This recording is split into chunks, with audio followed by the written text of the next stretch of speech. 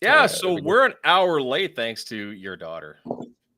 Hey, so there's the thing. So we had a little bit of a celebration at our house because they have Mecca, the local like dance troupe or Yep. theater group, and Yep. they're doing their interpretation of Wizard of Oz. And my daughter got a very good part. She ended up picking up, the Glinda, the nice witch, The the nice good witch. one, not the one that's Yes. mean, right? So she's thrilled and she's ecstatic. So today was their first reading, so they were there for God, like it was over. Like I had her dropped off at 5. What time was it? I drop her off. No, I dropped her off at 7. So she was there almost 2 hours, really, I guess. So Well, it takes a lot to do a read through. I mean, why? You're just reading things off the paper, right? right. I'm kidding. I'm kidding. No, it's there's something to it, right? Like she's going through a yeah, the read through is not going to be not it's you're here's the thing, live on stage is way different than doing a TV show or anything else, because they can just say cut and we'll do another take. Yeah. On stage, you have to do it. It has to be right. And they have to memorize so many lines. Hats off to anybody who can do something on stage. Well, I don't think I can do it. I like it's not for me. Like I am incredibly impressed that this is something that she's decided that she wants to do. Like I think that's fantastic, but I can't do it. Like going up a stage and doing the lines and everything is I can't do that sort of thing. And like I go up on stage, I can do some sort of presentation or whatever it might be, but having to do that, I don't think I could keep it in my head. So way too scatterbrained. Well, myself, yeah, like it's a very we got Pebbles and Polar Bear in. You got your chat open? So I do. Yep. Cool. It's working now. Hey! Definitely had some problems, but it's working this time. If anybody could fix it, it should be you. Yeah, but man, this tech stuff is definitely not my forte. I'm going to say that. Let me see if I can get if my Facebook is going. What are you saying? That's kind of racist, isn't it? Why does it always come down to race with you people? Well, with you people. Yeah, I know. Listen, here's the thing. There's a very good chance that you're better. Okay. Are you better with computers than I am? I have no idea. I use a Macintosh, so I don't have to be. So exactly. So you're already superior because you can't PC it like us people. Well, like peasants. You people, like how are you guys doing down there? You guys okay down there? Yeah, us lowly Windows users. Like, here's the thing: is there something about a Mac person? Like, I had iPhones. I had a Mac once. I did, and I liked it. It was lovely. However, I went back to a PC because the universe works on PC. Just saying. Generally, yes, it does. Generally, unless of course you're like the BMW guy that doesn't have turn signals. There's a few of those around town. I'm looking at you, Mr. Black BMW. It's like, look at me. And I appreciate the Mac. I even appreciate Apple phones. I've had them. I had a bunch of them, and I went back and forth between between Apple and Samsung, Apple, Samsung. Yeah. And now I'm with Google. And I'll tell you what. Oh, really? How the Apple, how the iPhone is strictly Apple. Yeah. The Google phone is strictly Google. Okay. Yes. But the Samsungs have that overlay of Samsung shit you never use. Totally. Google is seamless, and this is why BJ has used a Google as long as the Google phones have been around, and it's phenomenal. The pictures are great. Everything links to my Google account. Yeah, I'm happy with it. Yeah, that's good. I mean, the Google's done basically has taken what Apple has for an ecosystem and just worked it together really well in their own version, right? Yeah, it does its thing. They took all the tools and put them all together. It's the same thing. So it's a good ecosystem. So if only Microsoft could figure that out, but they just don't seem to be able to nail that. Didn't they have a Windows phone for a second? Hey, Canadian Apes over on TikTok. Yeah, they sure tried for a while. And, I forgot about that until what we were watching. We were watching an episode of Castle. Do you remember that show, Castle? I'm aware of it. Never watched it. Okay. Really? Okay, it's Nathan Fillion. He's in that other show. That one right now that's going on. And So he's a writer. It's a police procedural drama, but instead of him being like a cop, he is a crime writer. Yeah. So he follows around this officer so that he could get inspiration to write his next books. Okay, that sounds dangerous. It's actually really good. So at one point in time, like he comes out and like the cops have the bulletproof vests, right? Right. Okay, so he comes out and all the other ones, they have police, and he has one that says writer. Oh God. It's goofy, it's silly. There's lots of throwbacks towards like Firefly and stuff. So it's good. It's worth watching. What I like is that a lot of his buddies from those shows end up on The Rookie. Yeah, They just show. there's so much overlap there. It's great. Oh, Canadian Ape made a point. Even BlackBerry went to Android eventually. Yeah, they all did. Android's fine. Yeah, it's more open source, and like I get it. Like you've used the Apple Store, so everyone has to pay a commission if you're going to buy something. So if you buy something that's $100 or something in the Apple Store, the 30% of it goes to Apple. Right. So I mean, whatever, you get it. That's just kind of how it is. You buy a game, you want your game distributed on the largest platform available on the planet. You're gonna pay a fee. Right. Okay, I get it. And then one day I'm running ads off my phone, and I see that there's a 30% surcharge on my ads, and I was like, "Oh hell no! Really? I'm not okay with this here." That's what you get to be part of the club. I'm just saying, you got the blue bubbles. You guys get it. Yeah. No, we were touching on a bunch of stuff when you were waiting for your daughter to get out of Mecca, and there was we were giving her. We were chatting about some good stuff about that. We were talking. Yeah, we were waiting for Jay's daughter to go to Mecca, so we started chatting, but we didn't want to go live because he was on his phone, and who knows how that's going to work. It was a little sketchy, but we were kind of going like, "Oh, kids these days." Oh, right. Tell me this, everybody. Saw this guy. I saw a thing today that really made me think. If we were 12 and we saw our kids today, we would think they're rich. Yeah, absolutely. And I definitely don't spoil the kids, but wow, like kids have so much more. And I know that we had more than our parents, but this is a different level. This is not even close to what we ended up with when we were kids.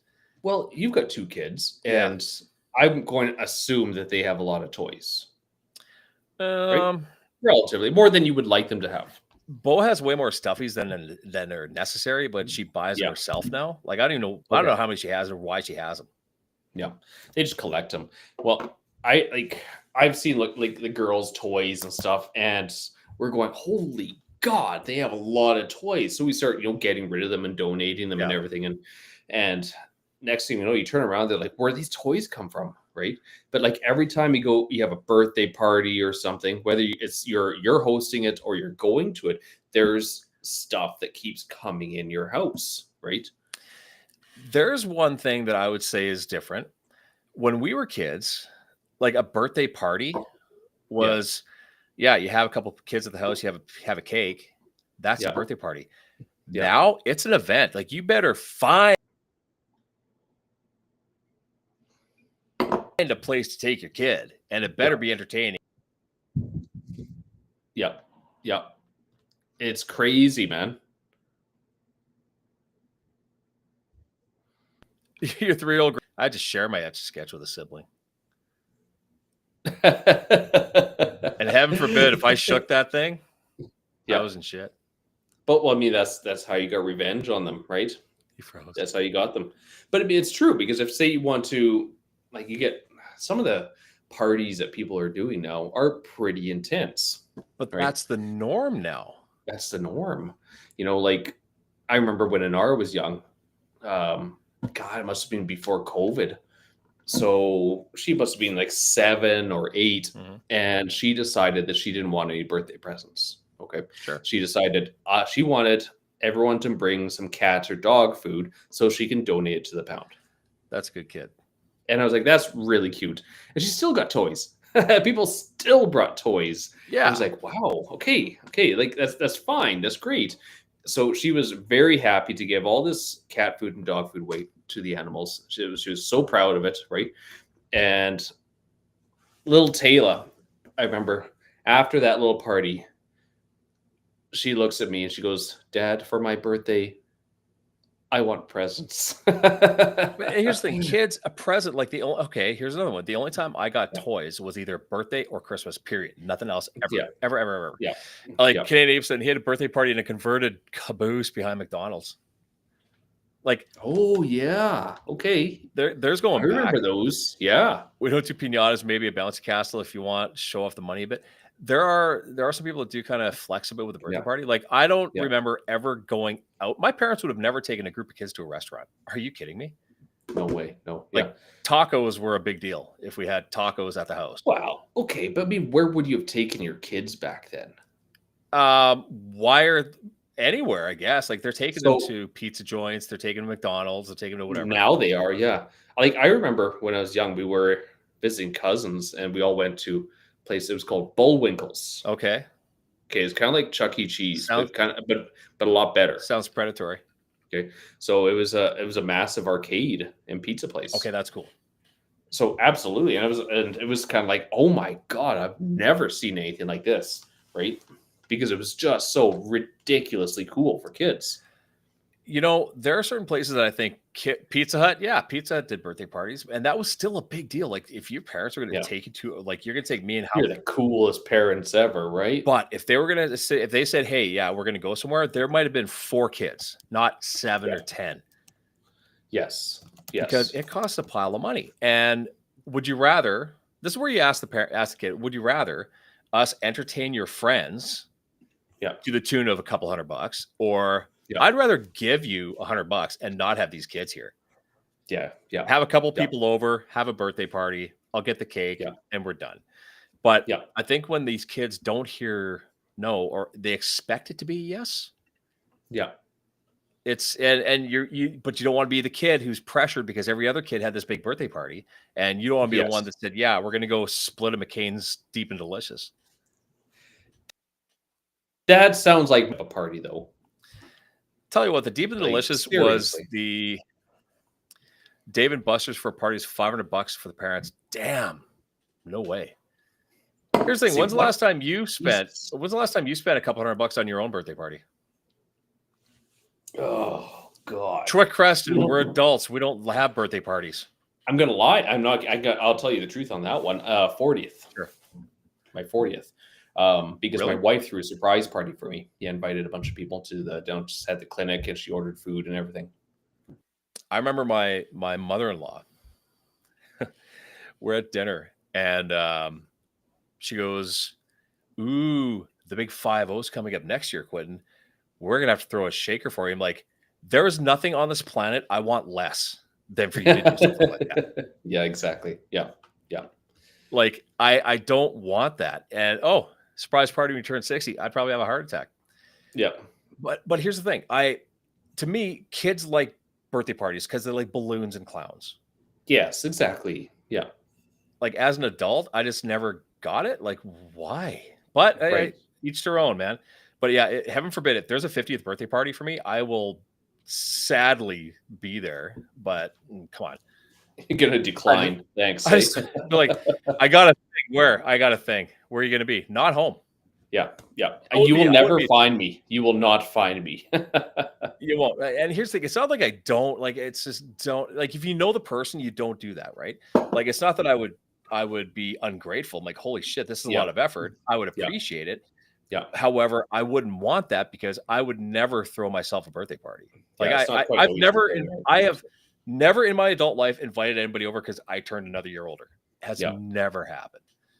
So how old are you now? 50. Almost I can't 50, yeah? remember. I'm 49, man. 49. Like, so over the hill. Yeah, But I'm still driving. I Yeah. still have my teeth. that's fair. Doing That's all that okay. matters. So here's something that I got that signifies old. I'll show you what I got here. Is for it fun. Metamucil dispenser? Yes, it is. Right. It is something I got, and there's a story on why I ordered this one. I ordered a Gandalf pipe. Oh my God. How's Pipes that, are- eh? Pipes are not an inexpensive item to buy. This was. Is it did you buy it off Temu? That thing's going to melt your hand. No, I got this. This is wood. This is wood here. Okay. Like this one is this part is plastic, but Yeah, it's of course. typical, right? Yeah. But Amazon actually, it was like $40. Oh, dude, you know what? My grandfather smoked a pipe, and here's the interesting thing: my dad, who's in the insurance business forever, Yeah, there was a time when for life insurance, if you yeah, smoked cigarettes, that counted as a smoker, but a pipe didn't count. that's crazy. That's crazy. So yeah, you're half my age, Evan. Thanks. I Yeah, feel a lot older now. Thank you. He's young 24. pup. Yep, that's Yeah. good. So he smoked a pipe for years. Yeah. He had to quit smoking cigarettes for I think 2 years because they're a non-smoker, but he smoked a pipe and he had a collection. And these suckers were expensive. Like they were, Oh yeah, really? and I don't know what happened to all these pipes, but I wish I could find them. Well, But nowadays it's almost like it's not 3D printed, but it's just like the tools and everything to make it and just have it carved out, and then it's just those simple. they're done by hand generally. I Like that's guess. probably a walnut pipe with a It's from plastic. Ukraine, actually. Oh, then somebody, yeah, there's probably one of my cousins. Yeah. Smoking pipe seems so pretentious, but you know what? Here's the thing: it seems classier than a cigarette. I'll tell you that. I would agree. When I bought some tobacco, and I'm going, wow, it smells good. It's It really smells so soft, good, man. right? And then I'm like, why would somebody smoke a cigarette? Because it's just Convenience, I guess so. convenience. But right? a pipe, you're making me want to buy a pipe. You need You to should get a buy pipe. the cleaner. It's like a rasp that you have to clean that thing out with. Okay, yeah. And but a pipe, hey Sherry, but a pipe. Here's the thing about a pipe: it smells so sweet, and Yeah. the tobacco is so moist, Yeah. very moist, that it has this. I need to buy a pipe now. You gotta And buy I a don't pipe. even smoke, No, but I don't would puff smoke on a pipe. either. Right. But Yeah, it we'll tastes. just It we'll just tastes have to good hang out as sometime and sit on the we'll set motorcycles up a and camera yeah, and we'll just sit here people and live we'll stream it. oh my There we god, go. There we go. eat hot wings Yeah. and And smoke a smoke pipe. pipes and bourbon. There we go. Should we do one like together in the same room? Yeah, Oh man, we should. that's messy all over the pipes. You'd be inhaling Tabasco sauce, eh? Here's what I did yesterday. Have you ever heard of Black Death? Black Death. Yes, they are the most sour candies on the planet. Apparently, it's a No. ball. Okay. Like my face almost turned inside out. So we're at the mall yesterday getting shoes because it's back to school, and we Right. go to Showcase, and Gage goes. They always go to Showcase because, of course, I can remember watching hockey on Saturday, rolling cigarettes. I used to roll cigarettes for my grandfather. He had the Yeah. big steel machine. Oh Yeah. yeah, a full Yeah. tin of those things. But we go to Showcase, and Gage said, "Oh, they have Black Death here." I'm like, "What the hell is that?" He goes, "Apparently, it's like a challenge, like a one-chip challenge." Okay. Yeah. So I'm like, "Whatever." I grabbed the pack of them. There's a bunch of them in there. It's like the size of a jawbreaker, and we get back home. I go, "Okay, actually, we're in the mall." I go, "Well, pop one, man. You want to have one? Let's have one." He goes, "Well, I'm not gonna do it in the mall." I'm like, "Why not? Yeah. What's the worst that Wouldn't could do it. happen, right? Not cry. What are you gonna do?" And I said, "What are you gonna do? Cry about it?" Yeah. So Suck it up, be a man. Put suck a it two up, in be your a mouth. man. Well, here's the funny thing. We get home, and all four of us sit at the table. I'm like, "Let's pop these bastards open and try one." Yeah. I pop one. Gage pops one. Kelsey pops one. Bo is doesn't want to do it. I'm like, They "You don't don't have let to you. do it." I go, Yeah. if you want to be like that, fine. I'm like, that's fine. We might look at you a little bit differently if you don't do it, but no pressure. Just the Yeah. cool kids are doing these right now. It's just you're not part of the family anymore. So we pop Well- these in our mouth, and I'll tell you what. When I said my face almost turned inside out, they're pretty damn sour. Like Oh, really. not to the point where I regretted it, but like Yeah. holy shit. Bo pops it in her mouth, crunches it, and just gnaws it down. I'm like, not even a flinch. Right. Really. But here's the thing about those. Remember the fizz candies? Yeah. They came in Yeah. a strip. Yep. So you have this coating on these balls. Yeah. And once you get past that, you have a little bit of sweetness, and then you get Yeah. through that, and then it's like that pop of that shit, and Yeah, it's that sour stuff. That's in what the she middle. said. So Yeah, it just pops in your mouth, and it doesn't it a doesn't little taste sour. that bad. It's okay. Yeah. It's not bad once you've already had some in your Yeah. mouth. Yeah. Like another shot. Yeah, it's fine. Just you can keep doing it over and over again. And Another- the more often you do it, the better it is. Actually, you desensitize. I only did it once. Yeah. I walked into you guys. That's my great. Oh, remember? God, she was the girl that when we did the live on TikTok, she worked at the porn shop. Yeah. I'm watching the chat on TikTok. Pineapple. Pineapple. I eat a lot of pineapple. Not for any reason, but I'm the guy that I will eat a can of crushed or bit pineapple with cottage cheese every single day. every single day. because it mixes perfect with cottage cheese. It does. It covers up the taste. It makes it not so gross. Cottage cheese doesn't taste like anything. It's like chewing on erasers. It's just chewy. Exactly. Yeah. Yeah, but no. Anyway, these Black Death sour balls are good to see you too. They're really, really sour, and now they're at the camper, and they have some friends coming out. Yeah. Yes, they're more sour than a Warhead, and they're black. Interesting. So you got these sour black balls, and you put them in your mouth, eh? You put them in your mouth, and then once you've had them in a while, first you get past the initial taste of it. Yeah. And then it's you not get so used bad. to it. You roll them around a bit, and right? then bam, you get this other blast of flavor. Sour. Some other blast of flavor, and it kind of. Yeah. But we did you spit it out or did you swallow then at that point in time? Oh, I just swallowed the whole thing. Yeah, that's good. That's good. A man would do that. I'm a man. Yeah. But I highly recommend go pick up. They're like $9 for a pack of these things. But you're not gonna eat you're not gonna eat all of them. Like my tongue was raw. Fuck, you know what you should do? You should get a whack of them. You know, like you've seen that guy who goes, I'm going to put a bottle of vodka in Sour Patch Kids for a month to see what happens, and put a bottle of like vodka in those things. Well, here's the thing. You can buy just that sour powder. Just that powder. Okay. What is it that makes it so sour? It's 100% a chemical. Like, ask ChatGPT. It is, what the hell is it called? What is the sour powder that they use on sour candies? It's like something citrate. It doesn't sound like something you should be eating. Yeah, it sounds something dangerous. Usually a mix of acidic ingredients: citric acid, tartaric acid, malic acid, fumaric acid, and sugar. Yeah. So none of those things seem like they should be in your mouth. Yeah. Warheads are mostly malic acid, which creates the extreme mouth-watering sting. Yeah, you're slobbering like crazy when you got these things in your mouth. You know how it is. Well, yes.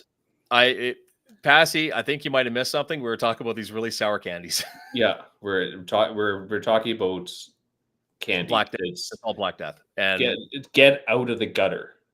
I'm just gonna. We just gotta keep it clean. You know what? The conversation goes in one direction, and if you jump out for a second, you come back, and this is what we're talking about. I can't blame you for misconstruing what we're saying. After that, I need a drink, and Jay needs to smoke his pipe. Yeah. So backstory of why I got the pipe. Okay, this is why I decided to get the pipe. Okay, so every Christmas, ever since COVID Christmas, we have watched Lord of the Rings, the extended version, on Christmas Day. Is that a new movie? I've never heard of it. You never heard of it? Okay, yeah, it's kind of like, it's cool. It's like wizards and stuff. Is it about somebody with a jewelry shop? Yep, you got it. So it's a rom-com, really. So because of that, so for the past X number of years, we've been watching that every day. And it's not like we sit there obsessively watching it. It's like it's on in the background. You're coming, you're going, you sit down to watch your favorite parts and everything. Right? Simple. Okay. I'm going to ask you a question after this. So this year, I decided we're going to eat like hobbits this year. Okay? Potatoes. So we're going to have, breakfast, second breakfast, 11sies, noon, lunch, all those things. Okay. But on a lot of the schedules for checking out meal plans, it says, you're supposed to have a pipe and pipe tobacco for one of them. So you have a cider and you smoke your pipe. Are your daughters going to smoke the pipe? Oh, wouldn't that be funny? They could. My daughters are going to they're going to disown me when they see this thing. You can puff on a pipe. Like I puffed on a pipe when I was a kid. Like what's it going to do? Kill you? What are you going to cry about it? Maybe. Yeah. Suck it up. Right? Just suck it up. Just do it. So I'm going to give you a little dilemma. You're going to have to, and you have to answer quickly. I don't want you to sit there and rattle around your head very much. Okay. What's superior? Lord of the Rings or Star Wars? Oh, well, that's a hard question. Okay. Now, if you want to talk about mythology, let's talk about Lord of the Rings. 5 seconds. You got 5 seconds to answer. Lord of the Rings is superior. Yeah. Quentin has left the chat. No. What? You hear me out here. You look at the sequels. They dragged it way down. Okay. Trilogy. Original trilogy Original versus Lord of the Rings. trilogy? Yeah, Oh, forget about the other bullshit that came out. well, definitely Star Wars is more entertaining. Yeah, there you go. 100%. 100%. Now, like if it's like storytelling, absolutely Tolkien, right? So this takes us right into the topic that we're going to talk about today: the apple not falling far from the tree, Yeah. and being a positive role model to your kids. I don't think there's anything wrong with being a bit of a nerd. No, I think that should really be encouraged. Right. And the reason that I say this is because I remember growing up with people whose parents thought that they were cool, really cool. Like we could drink and smoke in the basement when we were Yeah. 15, cool. And you Yeah. know what? For the most part, that group never grew out of that Yeah. I'd agree because with that. that's what normal was. And like for me, Yeah. that was never happening in our house. No. No. So, and the people in chat, I would love to hear what you think. Are we there to be their buddies, or are we there to? We want them to be better than us, don't we? Yeah. You kind of want to set some standards at an early age to so they can see what the norm is, right? That's why exercise is such an important thing for young children at a early age, because they see this is just the norm and not some weird goofy thing that just happens once in a while, right? Well, I know that our kids would love to go to the gym with me. That's not going to happen. But, and this is not a dig to anybody. It's not. But when Gage looks at, we're at the school, he's like, Dad, you're the biggest dad here. I'm like, Yeah. there's some bigger guys. He goes, not that kind of big dad. Be that you want to inspire your kids, right? To do better, to do good, to do right things. Yeah. And like even with me, I say the rule is just be nice. Be nice. Yeah. You don't have to like everybody, but you got to be nice to everybody. Yeah. Simple. Nice. At least to their face, right? So be nice. Yeah. Like here's the thing. I won't talk shit about someone behind their back because that's not nice. Well, that's the other thing too. And I mean, like that's similar to what we tell our kids, like we tell them, like you have to be kind to people, even people that are jerks. You need to be understanding because there could be a reason, you might not have to like it. It doesn't mean you have to take a punch or something, but you should not be an asshole because somebody's having a tough time. Right. And I mean, it's also that double-edged sword of don't take any shit, but don't start any shit either. That's the thing, right? So, and you're right. You get a lot of the people that kind of grew up with, like you said, the cool culture or whatever. And, where are a lot of them nowadays? Because, I don't know about you, but I've run into people over the last few years that I thought were cool in high school. Yep. And when I start talking to them, they'll say, like high school was really hard for me. I had a hard time. I wasn't one of the cool group. And I'm going, what are you talking about? You were the cool group. They're like, no, I hated those people. I would never associate with them. But you just think everyone is cooler than you. I will admit that I was a bit of a nerd. I was not popular. I did not date. I played football because I was big. I was too big. I was big, but I couldn't skate. So I played football instead of hockey. But I think that I hung out with bad kids, man. I hung out with bad kids. Right. Without a doubt, we were the bad kids. And eventually I got past that, got out of that. But my parents were strict in a good way. Yeah. You hated it, but they were strict.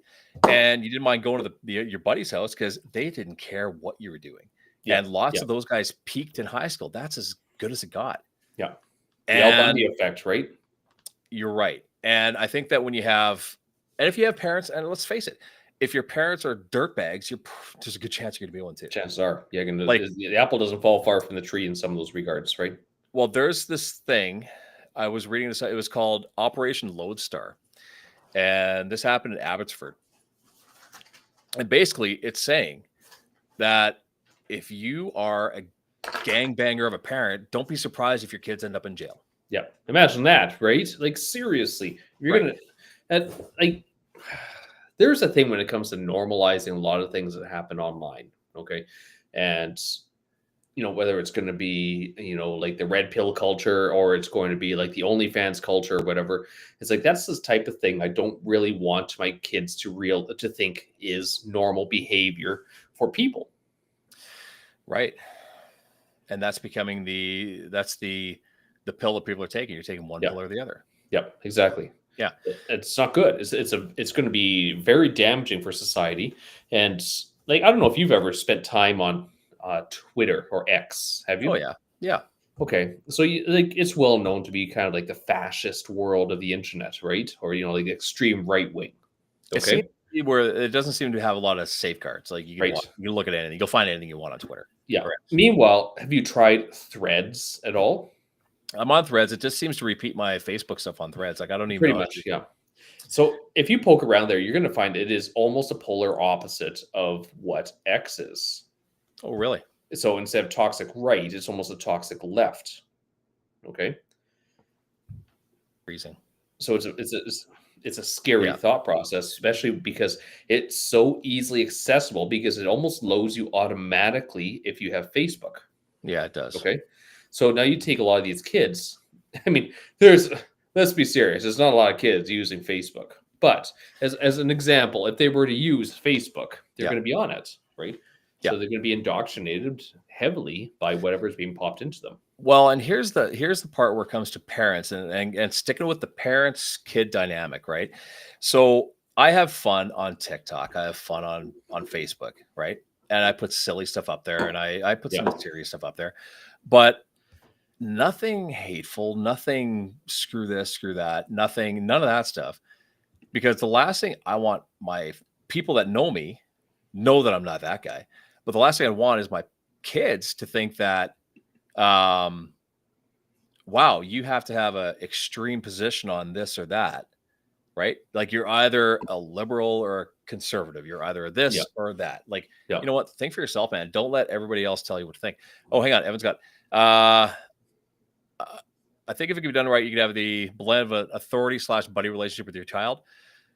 I don't know. My parents were able to lay down the law, but could have fun and enjoy each other's company. Jay, I find X can be the opposite. It's toxic left, depending on the current state. Yeah, for sure. Yeah, that's fair. It's however you want to read it. But when it comes to the buddy authority figure, I would say that I'm authority, but I'm fun. But I'm not their pal. Right. Like we can have fun and we have fun and we do stuff, but here are the rules. Yep. This is the way it is. You ask me for something, ask me again after you've done a chore. Yeah.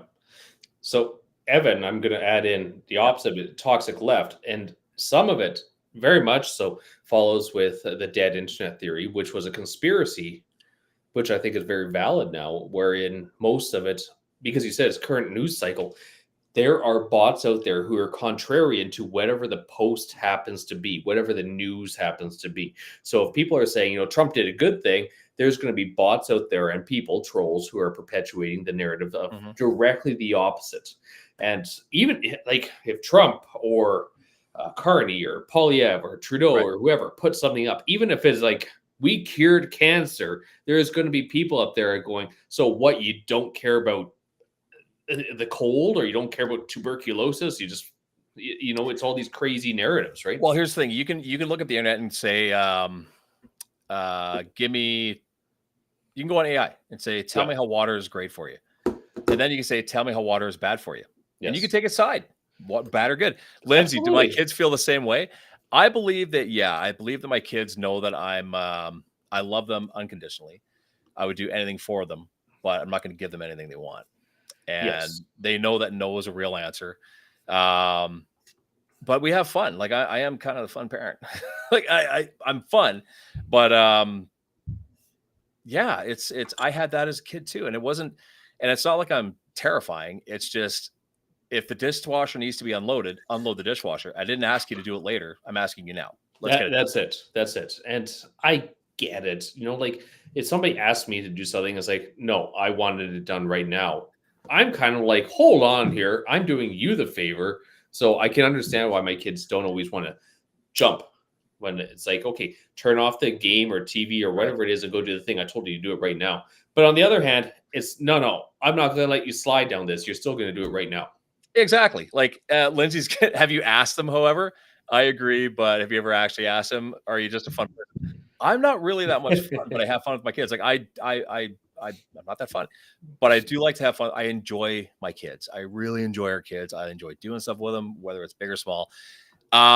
Gage wrote me, I wish I could, I've got it somewhere. He wrote me a birthday card, and it said, to the person who inspires me to be better, was on the front, for Right. the person who inspires me most. And he said it was something like, to my scary, happy dad. What are you talking about?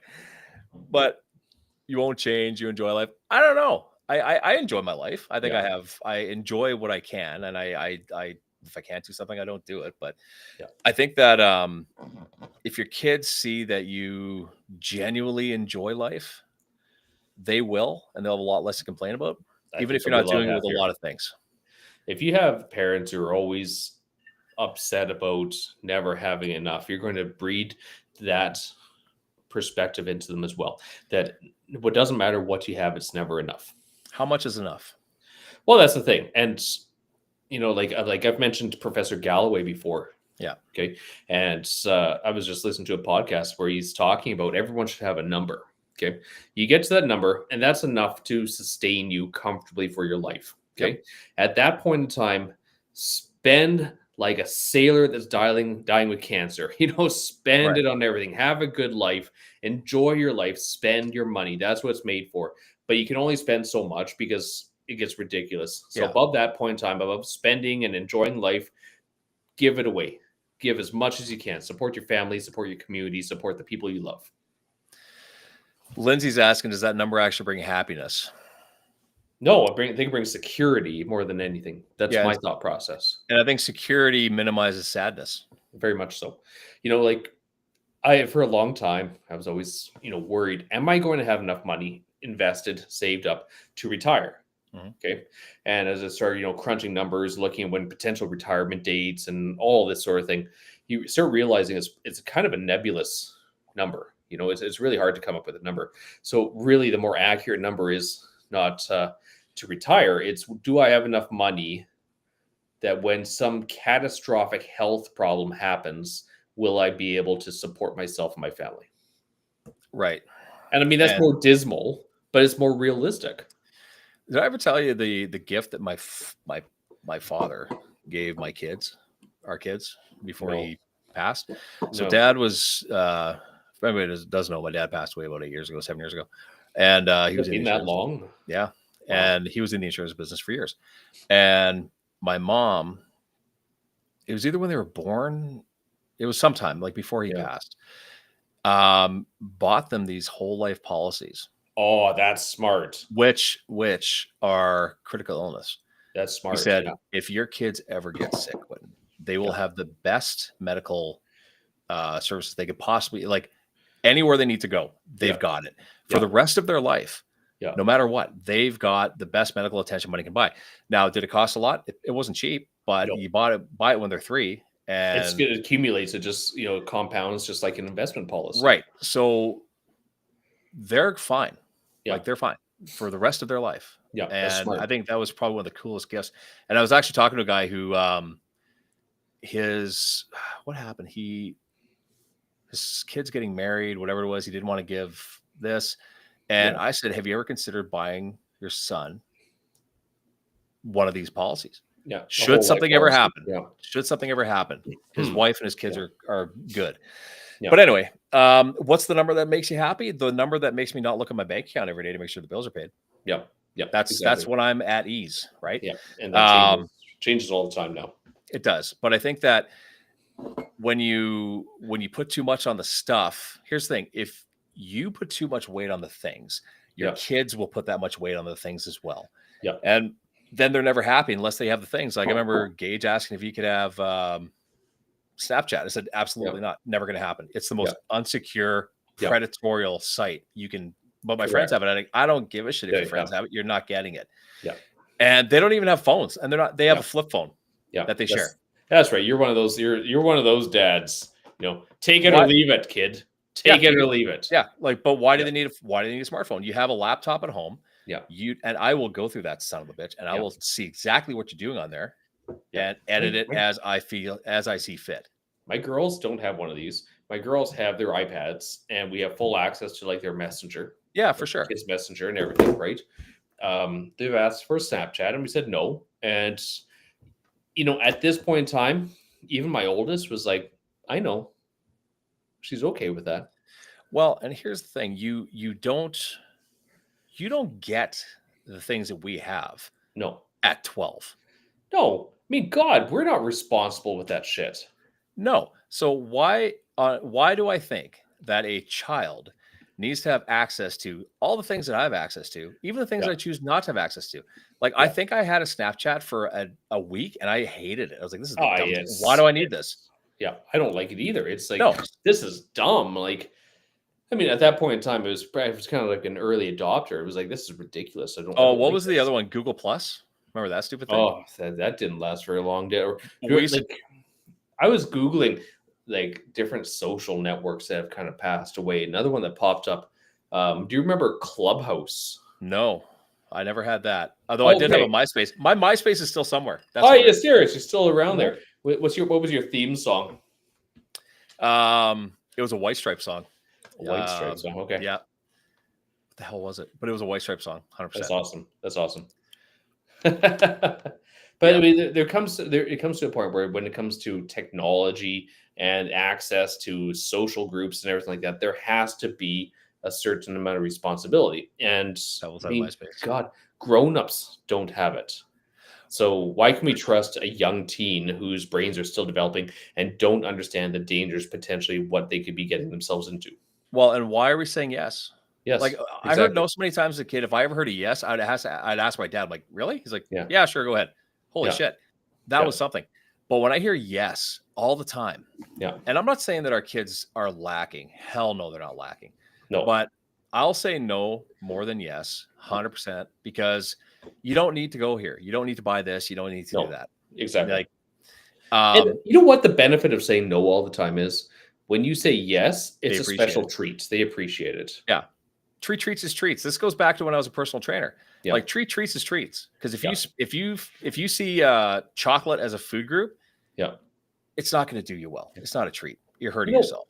and grown-ups are terrible with it. Like the number of people I've had in who are like, I barely eat anything. I still gain 5 pounds a week. I'm like, no, you don't. You're lying to yourself. Yep.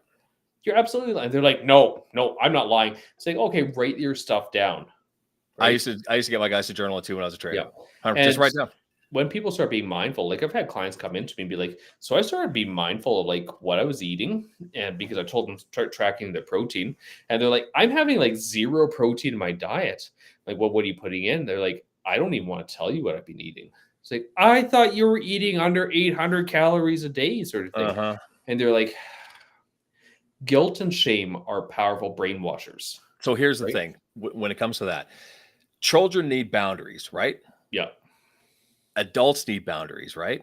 absolutely. And if Yeah, you're a child that never had boundaries, you're not going to understand boundaries as an adult exactly. because Exactly. the world revolves around you. This is also when you see someone who's like 17, Yeah. 16, 25, 35, lipping off a cop Oh, when he pulls over and asks you for your license. yeah. I don't have to do what what are you accusing me of? What am I getting arrested? I'm like, Yeah. just say here's my license and have a good day. Yeah. Like, what are you doing? Okay, I got lippy at a cop once Why? because you remember Crocus Plains. Yeah. You remember before that traffic circle came in, we had that crazy curve that came around there, right? Yeah, that's right. Okay, so I'm driving down there, heading somewhere.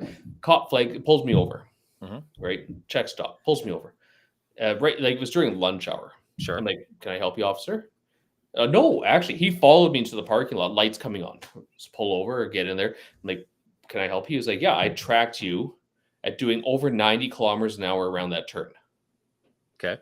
Were you? I was like, "No, no, I most definitely was not doing 90 kilometers an hour around the turn." Because if you remember, that was a pretty friggin' steep turn, Oh, you're driving a Supra though. You just told me right? that No, no, no. Back then, you could have I was done it. driving a Ford. Oh, yeah, I wouldn't Yeah, have done that. so I wasn't doing 50. No. Wasn't doing 90. It So could, it could almost do 60. is 50 and you're leaning, right? And I was Yeah. like, I know I wasn't. He goes, yeah, I did. I saw you doing 90. I caught you on radar doing it. I've got photo evidence of you doing 90. Sure. I said, okay, show me the evidence. I Nothing. mean, to be fair, and he started mouthing me off. He started going, "I don't have to fucking show you anything." I was like, "Then what are we doing here?" Right? Like, if you made a big effort to pull me over and say I was doing 90 and have me in video evidence, and then deny the evidence and start swearing at me, I and don't know how that works, man. Like, I'm guessing that and doesn't I know was how that like, works. "What? Like, hold on here." I was like, what's going on here?" And he goes, "I'm giving you a warning. Count yourself lucky." I was like, "What did Okay. I do though? I don't know what I did." I'll tell you what I got pulled over for. Now, mind you, I have yet to get a ticket, which is Oh, really? I've never had a Okay. ticket, man. Nothing. My first ticket was not stopping at a yield sign. Well, remember the three-way stop at Aberdeen, Yeah, or the four-way stop at Aberdeen? yeah, So I had a 1977 Ford Ranchero was my first car. It was a like the El Camino that Ford made. yeah, yeah, And I traded that for a 1980 Firebird. yeah, And you had a week to switch your plates between vehicles. yeah. I get pulled over at that four-way stop, and I had a flurry of tickets coming at me. Misuse of plates, unregistered vehicle, whatever it was. There's 4 different tickets. And back then it was like $1,200 worth of fines. That's huge money back then. Yeah. So I'm like, $5 an hour minimum wage, right? yeah, it would have taken 5 years to pay off. Yeah. But I'm like, what are you talking about? He goes, well, you can't take a truck plate and put it on a car. I'm like, I didn't have a truck. I had a Ranchero. Yeah, However, the Ranchero was technically technically a truck, eh? a truck. So I had to get towed, and I said, tow me right to Guild. They told me right to the insurance broker, and I switched it right there. I'm like, I had no Right. idea. Right. Then I went to the magistrate and said, listen, this was my first car that was under my name. I've never done this before. I have no idea what to do with this. Yeah. But she goes, well, you can't take a truck plate and put it on a car. I go, yeah, but here's my car. And I showed her a picture of that route. She's like, what the hell is that? I go, that was my car. Yeah. She's like, oh, and dropped all the tickets. That's fair. But he legit, like, I shouldn't have done that. I didn't know Yeah. that. Yeah. And the truck wasn't really a truck. It was kind of a half car. It was like the mullet of the automobile. Yeah, exactly. So my first ticket was not stopping at a yield sign. And I was like, I looked at the guy, I was like, it was a yield sign. You're not supposed to stop at a yield sign. right. And he goes, no, you always stop at a yield sign. I'm like, but that's not how it works. And he goes, well, you're still getting a ticket. I'm like, I almost feel like you're getting racially profiled. Just saying. I think maybe, Redriving it. Oh, you're still driving the Ford or the Toyota? It was a Ford. Yeah. Jeez. Did he I say, know, are you sure this right? is your car? And I was like, so what do I do? He goes, well, you can pay for it or you can challenge it. So you take it to the court, right? And I was Yeah. like, so am I going to get demerits for this? And he goes, no, you won't get any demerits for this. It's just small misdemeanor. I was like, oh, fuck, I'll just pay the $90. Not worth taking the time Right. off, right? Turns out I got demerits. So kind of got hooped. Hey, but again, did you learn something from that experience? Yeah, I learned I couldn't drive for like 6 months because I lost my license. You lost your license? I lost my license for that one because well, I got demerits. Well, you should have stopped at the yield sign. I was like, oh my God, I guess I should stop at yield signs now. So I'm always respectful of cops, but if there's another lockdown and my neighbor complains about me having visitors, I'll absolutely shut the door in the officer's face. Were police actually going to people's houses during COVID? no, I can't see that. So. Now, You know what? At my business, I actually I've heard our stories about RCMP and everything. I've heard stories about private investigators inspecting people at COVID, and I don't know if they're true or not. But we did have health inspectors check my business. Health during inspectors COVID. would have made sense, but I mean, it'd be a tough position to somebody. It'd be a very tough position for somebody in that position to have to deal with. Well, okay, so does it make sense? Or is that governed by health and safety, like workers' health and safety at that point in time, right?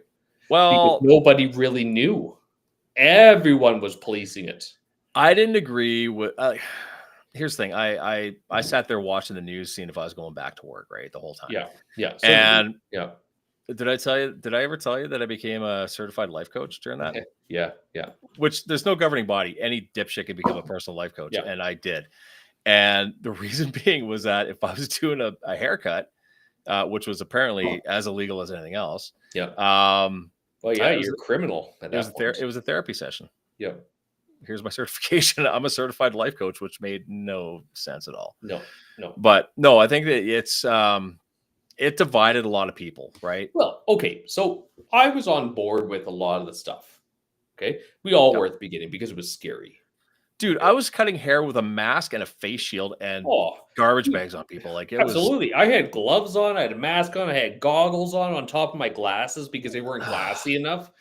We were sterilizing like between each appointment, we're wiping down the walls and the doors and everything, mopping at the end of the shift, and like it was like we mopped so much we actually damaged the trim in our building.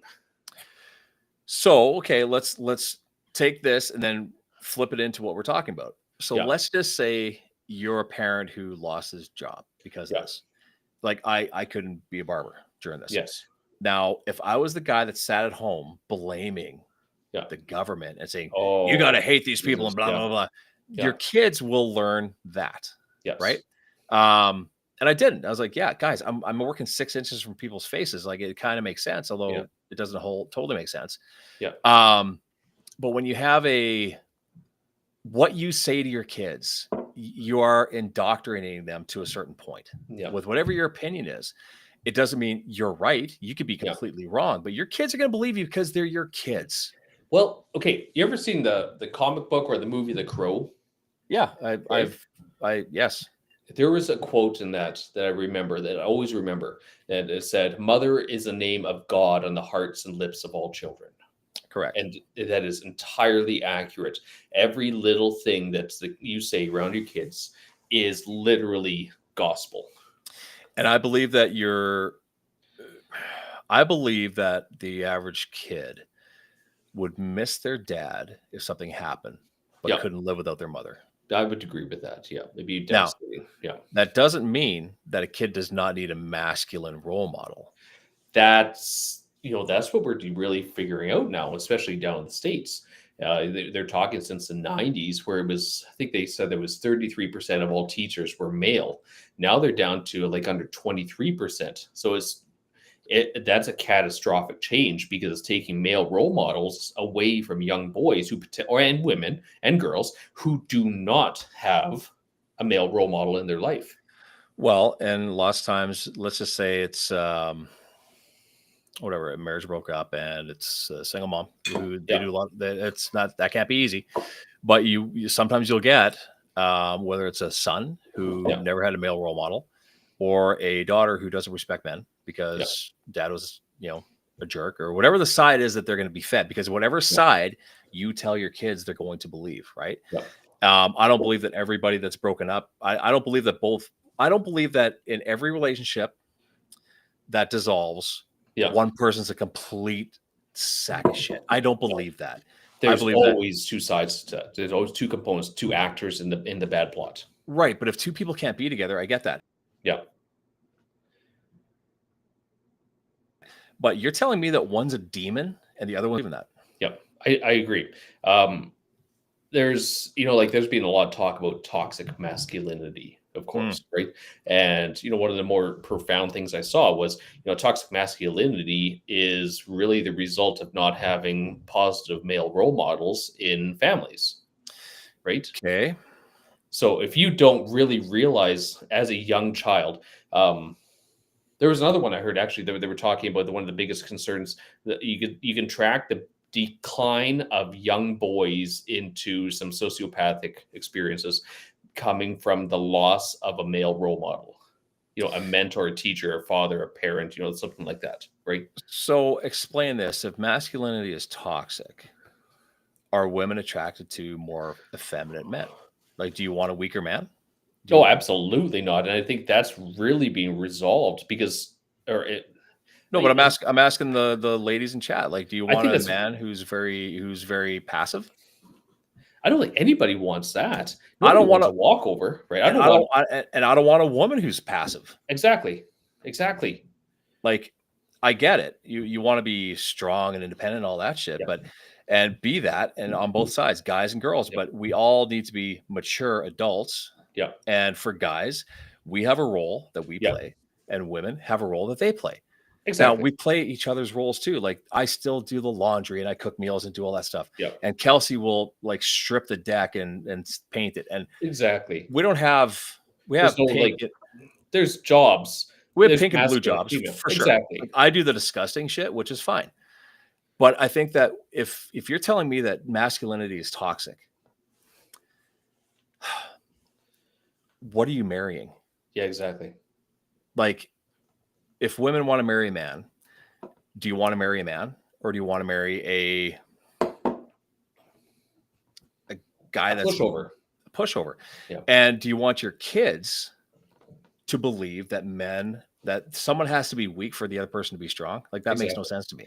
Which is the exact opposite of what the feminist movement is really promotion. That was where the opposite of what it was started on. So you can ask this with the audiences, especially with like women who have children. They always talk. They want the girls to be strong. They want them to be independent. They want to be, like strong girls, right? Right. Conversely, if you have a young boy, do you want your boy to be submissive and passive, No, especially but to a partner? Like, no, no parent wants their kid to be a pushover. no, but yeah, you also don't hear a lot of guys saying, "Hey, I'm a strong, independent man." No, you're just doing adult shit. No, you're grown up. Yeah, you're a grown up. You're just doing a grown up shit. You don't have to. I don't have to say I'm a strong, independent guy. I'm just an adult doing adult things. Can you Like, imagine if you post that on your social media that you're a strong, independent man who doesn't need a woman, and see what happens with they that? crucify me 100%. No pink jobs, no blue jobs. People marry people who compliment them. I believe that my wife Yes. could have done so much better. 100%. Like, I would say that I'm like a B+ dad and a C- husband. Like, I try, but I mean, I wouldn't marry me. Like, I'm Oh, we're not always okay. good at these things, but I mean that's the whole point. You're not No. supposed to be good at them because it's a learning process. And I think really when it comes to couples, it's not necessarily that like you have to be collaborative. You don't always have to get along with each other, but you have to work together. You have to work together, and you have to realize what your strengths and your weaknesses are. Like, Yeah, Kelsey brings out my strengths right. 100%. And Yeah, that's one of the multiple reasons that I love my wife is right. that when I feel like when I'm down on myself and I feel like a piece of shit, Yeah, she'll remind me that I'm not as shitty as I think. yeah, Like, yeah, yeah, yeah, yeah. Well, there's the whole thing. There was you've seen Brene Brown's work, right? I Brene think it Brown. was, yeah, I think she was the one that was talking about, the whole 50-50 in a relationship is garbage because sometimes you're going to be at 70% and it's up to you as the partner to shore up the rest. Right. So based on that, sorry, topping up the bourbon. Based on that, if you have a son and a daughter, Yeah, should your son and your daughter both not be seeing that you guys are both picking up the slack for the other? absolutely. Like it's supposed to be that way, right? Oh, some dudes be passive to a bitchy woman if she's pretty. Well, Well, there's the hot okay. crazy. There's a hot crazy scale. Yeah, so you got the hot crazy scale, and you get to Or the easier they get. what was it? There was that little section. There was the Debbie's. Oh, the unicorn. They call this Yeah, one the unicorn because it doesn't exist. yeah, yeah. Got this hot and this normal. And But there's also the guy scale. I saw some girls doing a guy scale, and it was so much more complex. really, Of course, it was, right? men are simple creatures. The reality is, if we're fed and snuggled, we're happy. We're Yeah, good. and more importantly, told us that we're worthy. There's the clincher. You know, That's where I believe that if you marry somebody who doesn't make you feel like you're worth something, yeah, you're gonna be kissing their ass until yeah. they say something and they're never gonna say it. Or you're going to call them on it and get a divorce. No, no, no, no. I don't think that'll happen. I don't think a No. lot of guys. I don't think a lot of guys that are in that position would do it So, because okay, I would disagree because everyone has a breaking point. Okay. But And who's I gonna? was and I was definitely in a relationship where I was like, happy wife, happy life, Mhm. and I got eventually pushed to the point where I was like, you know what? Now I'm calling you on all of your shit, and it broke up fast. Right But now, guess who came back trying to get back together? right? I She was did, like, oh, okay, no, but it's fair to say that substantially more women file for divorce than men. I would Substantially more. agree with that. Right. On the other hand, substantially more men commit suicide. Substantially more men are unhappy in their marriage and they stick it out because Yeah. that's their responsibility. Yes. And it's a failure to fail in a marriage. Yeah. Now, And now we're also going to have, I can guarantee, because there's going to be some people who are going, well, that's not what happened to me in my relationship. Okay, but that's an n equals one of this. That does not equal a representation across a population base, because you can have like a statistical significance in populations of how things behave across genders or relationships or whatever it might be. And then there's always going to be that one person who's going, that wasn't me. That's not what it was. Okay, that doesn't diminish the fact that the majority of things happening occur in this way. What do you think? And anybody in chat wants to chime in on this. What would you say is the definition of a successful marriage? What do you need in your marriage to say this is going right? What's the one thing that you want and that you should have, everybody should have in their marriage to say, you know what, this is good? What's the need? Anybody know? Anyone? This is just me, like my personal thing. Yeah. Peace. Yeah. Have some chaos, but peace. There has to be more peace than chaos. Yeah. And without some shit, you're not going to enjoy it. Like you have to have some crap for you to appreciate the peace. But I think that for the most part, peace, and your kids should see peace, even if you're not getting along. Like you could be having your time. Like sometimes you'll have that week of respect. Absolutely. Yep. Respect. Yep. But there should be that your friends, your family, your kids, they should see that your relationship and your marriage is normal because I love Kelsey with every ounce of my being. Does that mean that we like each other every day? Probably not. No. Oh, I'm getting ignored. See, this is what happens. I had a little girl pop in here and ask me for some stationery, which I do not have. Thank you, Taylor. I'm glad to see you're in your pajamas because it is bedtime. Okay. But I think that you love your partner doesn't mean you like him every day, and that's not abnormal. No, exactly. And communication, I'll tell you what, Pebbles, you're right. Communication's key. And if you can't talk things out, you better have someone refereeing that shit. Yeah. So I believe even counseling is fantastic. You have to have somebody. If you're saying the same thing to a person over and over and over again, and you're making your point, but the point isn't being taken. Yeah. Yet what you're saying is truthful. It's the truth. And if it's happening, maybe you need to talk to somebody. And lots of people refuse to do that. I know somebody who's sadly, their relationship is falling apart 100%. I'm like, have you ever thought about going to counseling? Fuck that. I'm like, really? Really? You don't want to talk? Like, dude. Because it's not you at all involved in this, right? So one of the best analogies I heard for marriage and relationships was a car analogy. Okay. Yeah. If your check engine light is on, maybe try and figure out what the hell the problem is. Yeah. And a lot of us are coasting through our relationships with the check engine light on. A lot of us are going, hey, I've got to go to the shop and get them to change this light bulb. Mm-hmm. Yeah, but I mean, we go through relationships and our kids see the check engine light. Yeah. I went years and years ago, I was dating this girl and, she believed in going to counseling. Right. Yeah. I'm like, okay, that's great. That's nothing wrong with that. I want you to come with me. Okay. Sure. Okay. That's fine. Right. Yep. And the problem was, she treated that as not counseling. It was, she was going to use the counselor as someone to support her side of the situation and show me where I was wrong. Oh, that's a shitty counselor then. That was not a good counselor at all. And I was like, really? This is where we're going to go? Like, oh my God. Like, this isn't counseling. This is like 2-on-1 boxing. This is an ally, right? No, but when you have that, I mean, the problem is if you don't try to fix problems, whether it's this side or the other thing, your kids see this. So if you are divorced, let's just say, there's a real chance that your kids are going to get divorced because there's nothing abnormal about that. Yeah, people get divorced. They're going to the headlight fluid, going to the shop. So that's funny because now young kids like my girls and stuff, if I'm saying, hey girls, I'm just running to the store to get some milk, they're like, no, Dad, don't go, because it's now a joke online, right? That these young kids are like, Dad's gonna get milk. He's never coming back. Oh God. It's like going to get smokes. Exactly. And I was like, what? No, I'm just getting the milk. And they're like, you're never coming back. I was like, oh, now it's a joke online with young kids, right? Going to get the milk. Going to get the milk. the milk and the pack of smokes that he never came home with. Oh my God. But again, that becomes normal. So get this.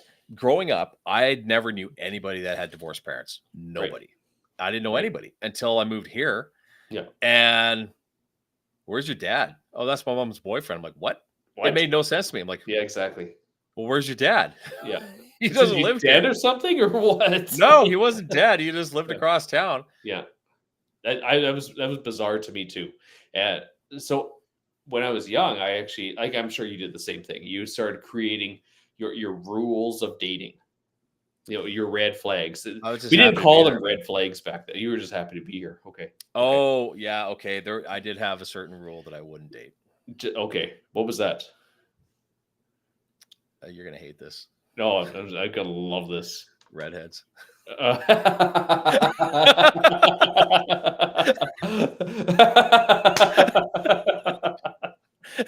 Yeah. Okay. I don't know what it was. I was like, no, I'm not even going to do Yeah, a not redhead. going there. So, like, man, I had a lot more of them, and you would like mine because they make sense. Okay. Okay. Number one was never date somebody too high or too low in the socioeconomic ladder. You said that in high school to yourself? Yes. You are Chinese. That makes sense. Yeah. Well, I dated some girls that were wealthy. Okay. And some who were very, very not wealthy. And I was like, well, it's very hard to relate to these people. I got to ask you a question. Did you ever Okay. date someone Chinese? Yeah.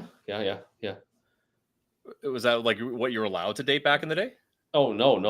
It was just, it was one of those things that I was like, I should probably maybe get in touch with that side of things. And rule number 2 was don't date Asians. Really? Yes, it was. Oh my God. So there was that. Number 3 was don't date someone who watches soap operas. Why? Because, if you're dating somebody who watches soap operas because they like seeing people whose problems are bigger than their own, you're not dating a person grounded in reality. Yeah, here's the thing. I remember dating a girl that watched Coronation Street. That was weird. Oh, yeah, that's weird. Like, why? Why? So Why? now you understand. You get It's it. like Doctor Who. Who likes that? Yeah. My wife, the redhead. Are you serious? Really?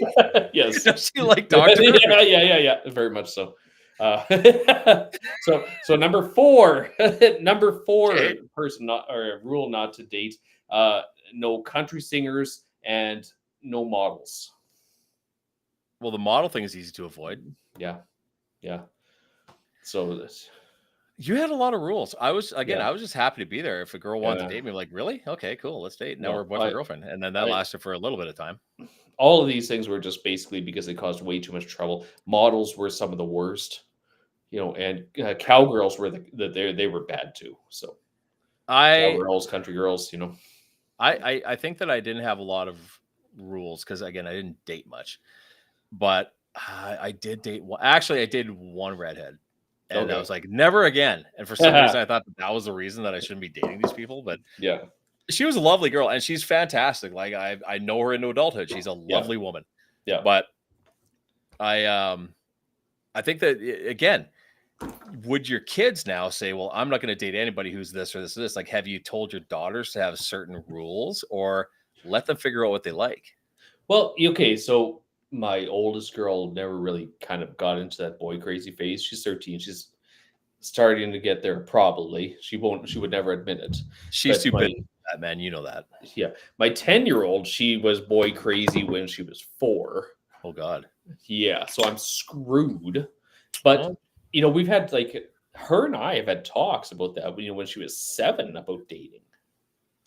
Yeah, I'm not comfortable with that talk with our daughter. We had to have it. We had to have it, and it wasn't that she wanted to date. It was that a boy had asked her out, and she was Okay. like, "Dad, what do I do? Like, do you want to go out with this boy?" She's like, "No." Didn't Like, say no. okay, then be honest and tell him the truth that you don't want a boyfriend. And she's like, "But he keeps asking me," Yeah, and no I means said, no. "Okay, you should tell him that no, you don't want to. You are too young to date, and you just want to have fun with your friends." So that's what she did.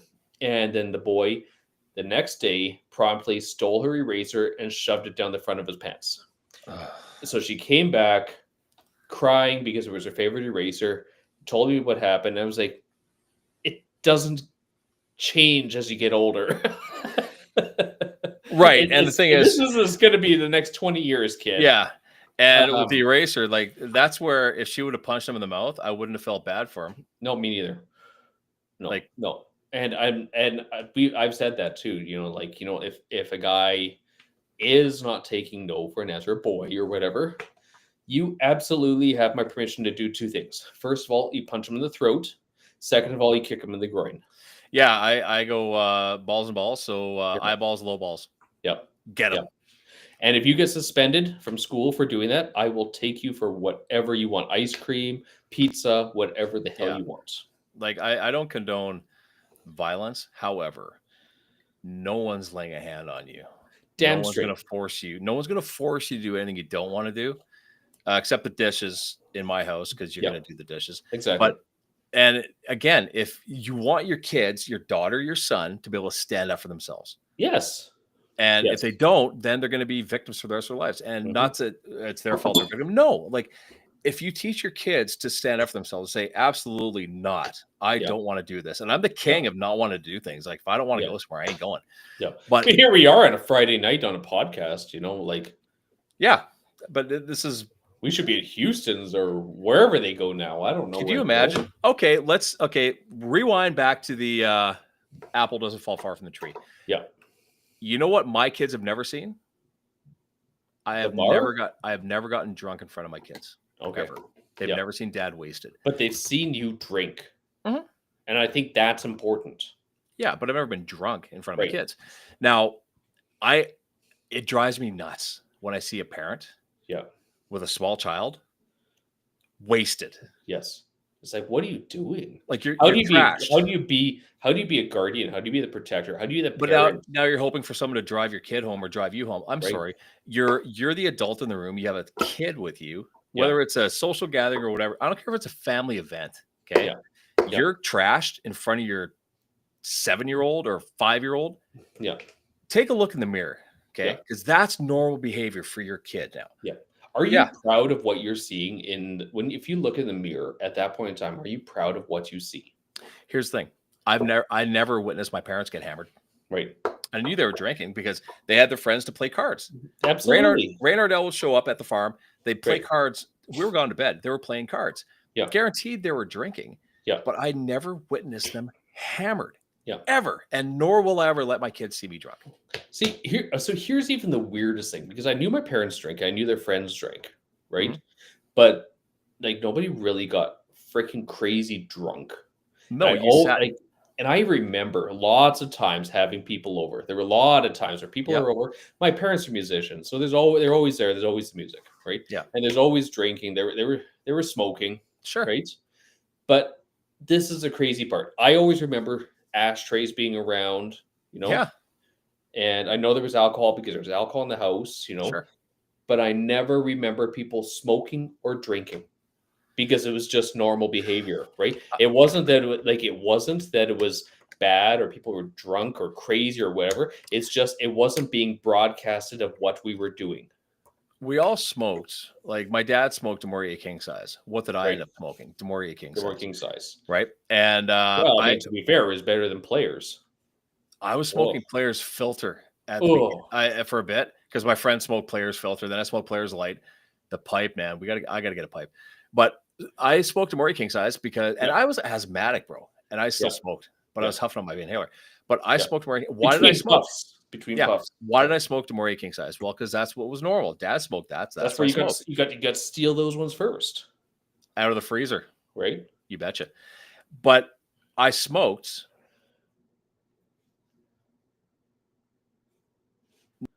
The social norm to my dad. Yeah. Yeah. There's a certain amount of role modeling. Well, dad, dumb, but you're not, just don't smoke in your bedroom. Ask me if I ever smoked a cigarette in front of my parents. Never. I just couldn't get myself to Never, do it. I was so ashamed of it. No, even as an adult, I think eventually I'd have a cigarette at the cabinet or something. Yeah. But I couldn't light up a cigarette in front of my mother. Are you kidding me? Even in my 20s, I wouldn't do it. No. Dude, I Smoking ice. wouldn't do that now. Like, I don't mind having a drink with my parents, but I'm not gonna get drunk with my parents. Okay, so My parents have seen me drunk once. now that weed is legal, could you imagine lighting one up in front of your folks? No, No. no, not Mom and gonna dad both happen. smoked when I was a kid in the house and hated it. I didn't think. Here's the thing: I never realized that the house never smelled like cigarettes. My mom Yeah, would wash the walls once a week, yeah, yeah, but I never exactly. remembered the smell of cigarettes because it was just normal. And I Yeah, think when you're around it all the time, you don't notice it. yeah, But as a kid, you just do it. Monkey see, monkey copy. yeah. That's exactly what happens. I And remember kids are sponges, man. I remember we would have ashtrays when people came over. Like my parents didn't smoke, but I mean back then, the early '80s, like Yeah, smoking was the norm. And I that's remember ashtrays being around, and we had the coolest ashtrays. You know on the pedestal or the ones that spun when you push it down. what? No, what? Really? Oh, No, okay. God, no. So it was they had these little brass I love the crabs. So crab legs. you would open up the top of the crab, and there was the ashtray. Oh, that's Just cool. crazy stuff, right? So I remember playing with it and being told, "No, don't play with that. It's dirty." Yeah. Yeah, yeah. And I was like, Yeah. "Oh, okay." I had no idea why. I didn't know what it was, and it wasn't until later on it was like, "Oh, it's an ashtray." It's full of ashes. Right? I still have my grandfather's jade green ashtray that Okay. he Yeah. had at the spot that he sat at the table my entire life. Yeah. And I also have, you've probably seen it. It's that pedestal ashtray. I don't Yeah. know if you can see that. Yep. Yep. That's That's old that next. school. That's that next to my grandfather's recliner my whole Yeah, life. those are the ones I remember for years from people's houses and stuff, right? I remember going to the food court and smoking in the food court in the mall. Oh, I remember seating people in restaurants when I worked in the food service in the smoking section. Yeah, smoking or not. Yeah. Okay, I remember the first day that smoking was not allowed at Yak's nightclub Yep. and going, this is ridiculous. And looking up and going, oh, There's lights up there. there's a ceiling up there. Yeah. This is weird. Dude, it was smoking was so normal, and Yeah. I did it for years. Yeah. But again, is it because my dad smoked? Possibly, right? Yeah. So it's no different than if you see your parents getting shit-faced drunk every weekend. Well, guess what? Yeah. That's the goal with a drink. Like Yeah. myself, the kids, yes, I'll have a drink, and Yeah. I usually have a couple, Yeah. but I just have a drink, Yeah. and they know that it's booze. Like Gage asked me what I was drinking. I think I had a coconut rum at Yeah. the camper, and he's like, "Ooh, can I smell it?" I'm like, "Go ahead, smell it." He goes, "Can I taste it?" I'm like, Go ahead. "Sure." He's like, "Ugh." I'm like, Yeah. he goes, "That's not bad." He goes, "But it kind of stings. It kind of burns the mouth." I'm like, "Yeah, Yeah. Yeah. this is why you do this when you're 18, kid." Yeah. And don't judge me for letting my kids sip one, for Christ's sake. It was a sip. I let my kids try bourbon. They've all tried this bourbon. Here's And they don't like it. And they'll respect it though. the first drink that I remember drinking was my uncle Dave was at the farm with my dad having a beer, Yeah. and it was a stubby moose head. Okay. Yeah. And to this day, that's what I feel like a beer should taste like. Yeah. A moose head to me tastes like a beer because that beer, was the yeah. first taste of beer I had in my life. Yeah. So it does stick with you. And is it good beer? I don't know. It's okay. It's okay. Yeah. It's okay. But I remember sipping. I still remember the day when I sipped on that beer. Yeah. And why? Because it was a rite of passage. It was something when you're young and you try it. Yeah. Now that's different than saying, "Hey, kid, crack a beer with me." Yeah. When they're 10. No, you're not doing that. No, exactly. So I remember the first beer, I'd had alcohol. Apparently, when I was a kid, I got really drunk on people's wine. I went around to everyone's bar, at a Yep. restaurant. I was going around drinking people's wine or something. Yep. Right. Because people think it's cute giving a kid a little bit of wine. But the first time I really remember drinking a beer, Yeah. okay, was black ice with my dad. Ugh. Yeah. And I Okay. was like, I don't know if I like this. But I remember the first alcohol I really tried was actually port. Oh, yeah. Yeah. You And know? it's almost like a cooking wine. Yeah, pretty much. But So, I mean, if you're going to give a kid a drink, make sure it's terrible. actually, when I was a kid, we'd have Christmas dinner. There would be wine at the dinner table, and everybody got a drink of wine. Yeah. And my grandparents would buy this Miscavige. It was a Jewish wine, and Okay. it's almost like grape juice. Okay. Okay. And I remember that's what we got, a little glass of this. Like it was basically grape juice, but it was a Right. wine. That's Super right. sweet. Yeah. But yeah, we had it because it was part of the tradition of the meal. Yes. You just Yes. everybody had to drink a wine. And I don't think that, there's anything wrong with that. I mean, like, I there's think that's a nothing wrong with great that. way to, because if like how many times have you seen, because you were a bouncer, Yep. kids, going to the bar and prohibited from drinking, and they just start having so much fun, and then 2 months later they're just They're a messy mess. 18-year-olds, right? Well, and I'm not saying that kids should have my dad gave me a beer when I was 15 with tomato juice. Did your Ugh. dad not like you or what? I do like a beer and clam, Oh, there's no doubt. But that's oh. if you want to turn your kid off of the possibility of drinking, give them that. There's a special place in hell for the person who created Clamato juice. Somehow it was a great Oh. idea. They sell gallons of that shit. Oh god, gallons, dozens of gallons. But okay, so here's the thing. We do what our parents did because that's their role model, right? Yes, yeah, So there are things that I eat that my wife was like, "What the actual shit is that?" yeah. And like, I don't know, I ate this as a kid growing up. It's normal. Like Yeah. head cheese with vinegar and salt. Yes. Okay. I could eat that by the bucket load. Is it good? Yeah. I don't know. I like it. Yes. But it's a comfort food too, right? it's a memory comfort food. Exactly. Like I will okay, when I hunt. Yeah. When I hunt, I'll You always eat the gallbladder raw. while you're skinning it. Yeah, you just chew Yes. on it. It's Yeah. chewy. No. But my parents, my grandfather would do this. My dad did this, and I started doing this. When you're cutting up the animal, Yeah. you take a piece of the loin and Yeah. you cook it right that night with some onion, some salt and pepper, a little bit of garlic powder, and mashed potatoes. That's just what you do. It's like the Okay. offering. The Yes. celebratory feast, right? Right.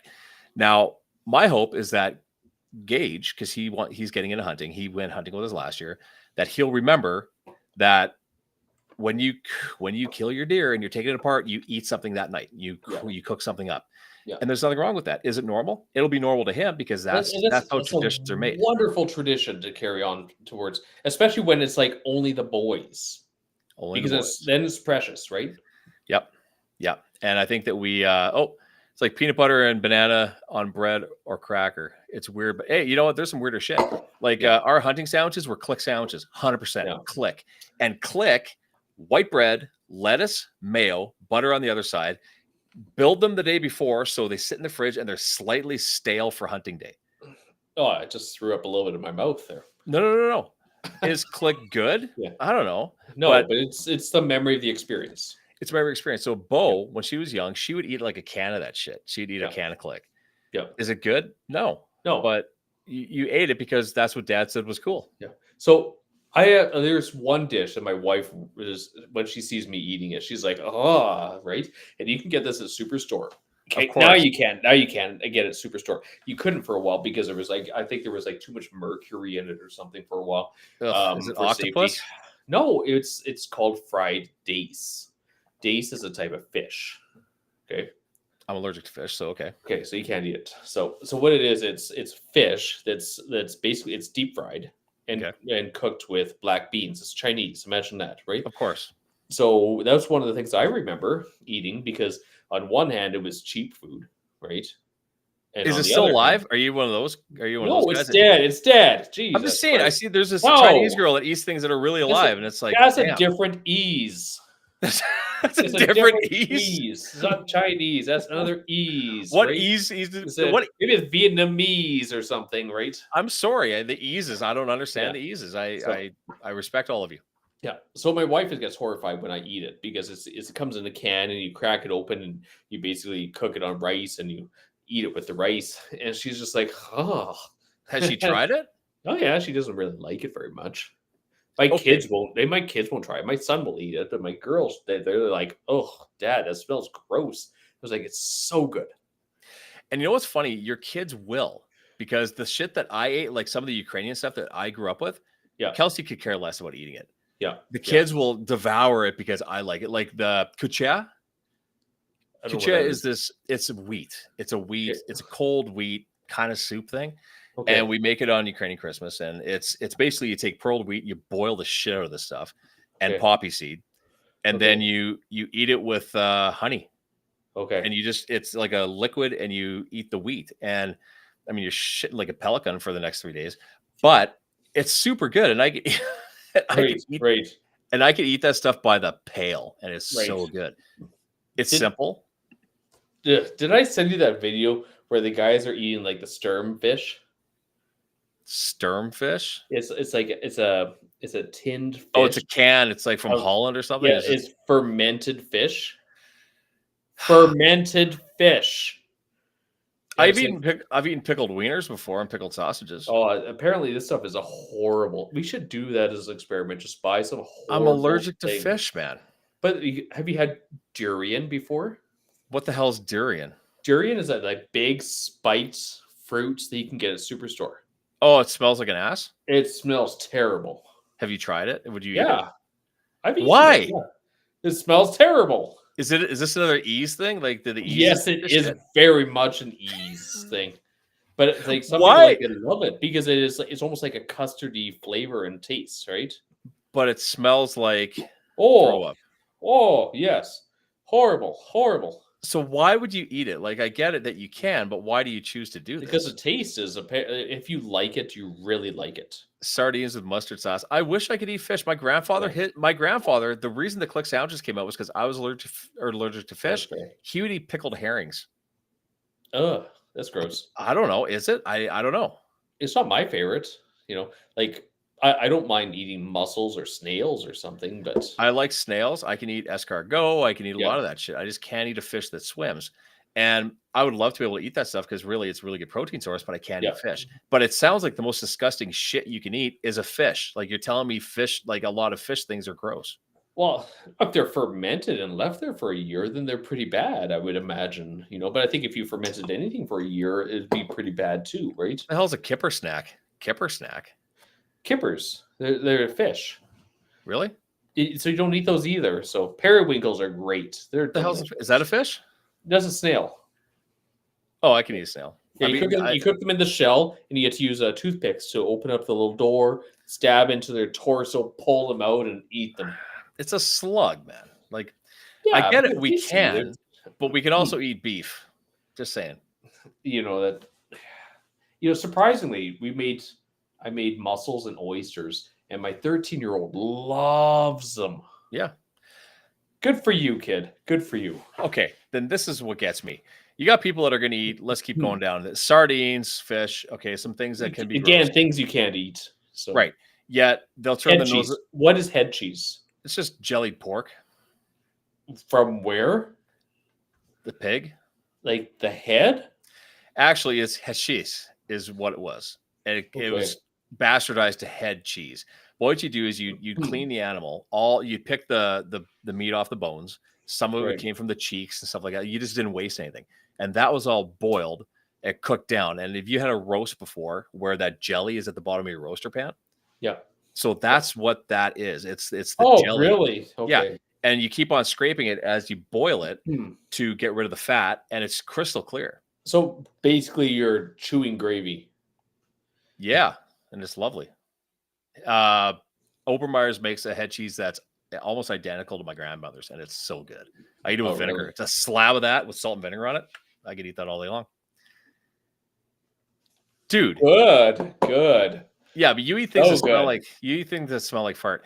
But So one of the things that I remember eating as a kid that I didn't like, right?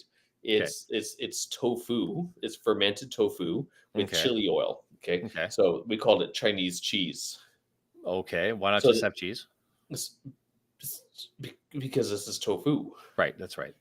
It's different. So, but they would take it and they would put on like a cracker or something. And I could never acquire a taste for it, but I always had it. I don't have it in my fridge now, but for years I'd have it in my fridge. Exox, say that again. What were you eating? Fermented tofu. Okay, is that how you're supposed to say that? Which one? Fermented Tofu, tofu. How do you call it? tofu. It's called tofu. Do I put the wrong? Oh, emphasis- your enunciation is you put the accent on the other. I put the wrong emphasis on the wrong Yeah. syllable. Yeah. Is Yeah, you tofu a got Chinese thing? well, it's an ease thing. What ease? It's all the eases. All the eases. So All the tofu is eases. just you can't find meat, so you boil the beans. Generally, yeah. Yeah. I don't mind it. We've done quit and correct. I'm correct. It's You tofu. I call it tofu. We're talking to an I ease guess here, and he I don't seems know. to know. Maybe it's tofu. I don't know. I've had bourbon, so I don't even know You guys at this talk point in funny time. sometimes. I'm just saying. We do Sometimes talk it's some. sometimes your accent gets me. I can't understand you some days. I don't even. Maybe it's called something different in different dialects. I don't even know. No, but after a drink or two, you Yeah. sound it's like I'm watching a 1980s ninja movie. That's excellent. Those were the best ones, right? The old You ninja movies. couldn't understand people eating cabbage rolls. Tofu. It is tofu. I don't know. I've got tofu. I wish I knew who Lindsay. I think Lindsay knows me, but I all I see is the first name, so I don't know which Lindsay I'm talking to here. That's the problem when you start running into a few different people with the same Well, the names. problem is if I start that's where it talking, happens. if I'm talking shit about somebody that we both know, then I'm going to be the dick here. Well, But whatever. no, I think that yeah, but your kids, again, this is again apple in the tree. Your kids will appreciate the traditions that you have and the bad habits that you have. Right. So if you're, say, the parent that hates the cops, why do you want your kids to hate that? Well, are you insane? So here's a fun story. In our old place, it was a Okay. rental beside us. Okay. And there were the people who hated the cops. Okay. Okay, like they had a police scanner. They were dealing drugs out of the place. It was a wonderful time, right? Okay. And Ange comes up and tells me one day she heard the dad talking about dressing down the kid for not liking cops. And the dad goes, You never say you hate cops. I love the cops. And Okay. she was like, okay, what's going on? And the guy goes, if it wasn't for the cops, I'd be dead. And it's like, okay, this is turning into a kind of a positive life experience. And he goes, yeah, one day I got caught by the cops doing something illegal, and I pulled a gun on the cops to shoot him and kill him. And the cops shot me in the leg, took me to jail. So he didn't kill me, so I can really respect the police officers. Wow. And so it was like, wow, this is the life lesson that you're teaching your 6-year-old child. And you wonder how that kid's going to end up possibly maybe breaking law at some point in time. Right? Like, just something, there's something there. Here's the thing. I'll never teach our kids to hate anybody. However, if someone's an asshole, you don't have to like that person. No. Attitude is 100% all of it. It's 100% all of it. If you're a decent human being, you're not going to have a problem. If you're a prick, I'm sorry. If bad things happen to shitty people, that's just the way it is. Hey, I say this a lot. I'm not racist or sexist. I just hate assholes. Thanks, Lindsay. That's it. I just hate assholes. You know how much effort it takes to be a prick? Like, let's just think about that for a second. Like, you're going to spend your days looking over your shoulder trying to figure out who you pissed off last. It's sort of like, and we got some ladies in chat. We all know the mean girls, right? There's a few of them. Yep. If you're a mean girl, give me a thumbs up. Well, give me a thumbs up. But here's the thing: if you're a what do you call it, resting bitch face or a standard Karen? Yeah. Now you know how much effort it would take to be a Karen. Oh God, you have to constantly be being vigilant, constantly waiting for an opportunity to be an opportunity to be just that type of person. Right. So, what is that person teaching their kid? Yeah. See what I'm going with this? Yeah. Like we're teaching, and when you see these viral Karens going, I'm not just picking on the ladies. There's Chads too. Let's go with that. Kyles, whatever you want to call them. Chads, Kyles. Let me paint the picture. Probably a jacked up diesel. Yeah. White Oakleys. Yep. Monster energy drink in the cup holder. Probably a couple empty cans. Probably Monster energy drink tattoo of what we're 100%, and his own name tattooed on him somewhere. Yeah. Right. So, yeah, I never understood having your own name on it, but when you have, it's so you don't forget later on when you're drunk. Right. But if that's your role, if you're a kid and that's your dad, you're going to act like the Chad. That's who you're going to be. You're going to think that that's the ideal person to raise a family. Exactly. And if you're a young lady or a boy and you got a Karen as a mom, Yeah. who's going to rip people apart any chance they get. Do you think that kid's going to be able to hold his tongue Yeah. and have manners and just maybe read the room before he opens his mouth? Probably not. Yeah. So my daughter was in Mecca for the Yep. summer camp, and they had their conference. So we bought the tickets, of course, right? Mhm. And I was telling them that the last time, the last concert that we went to, um, what they had is if you have too many tickets, or you can buy a ticket and gift it to a family member, or to a person who can't afford the ticket.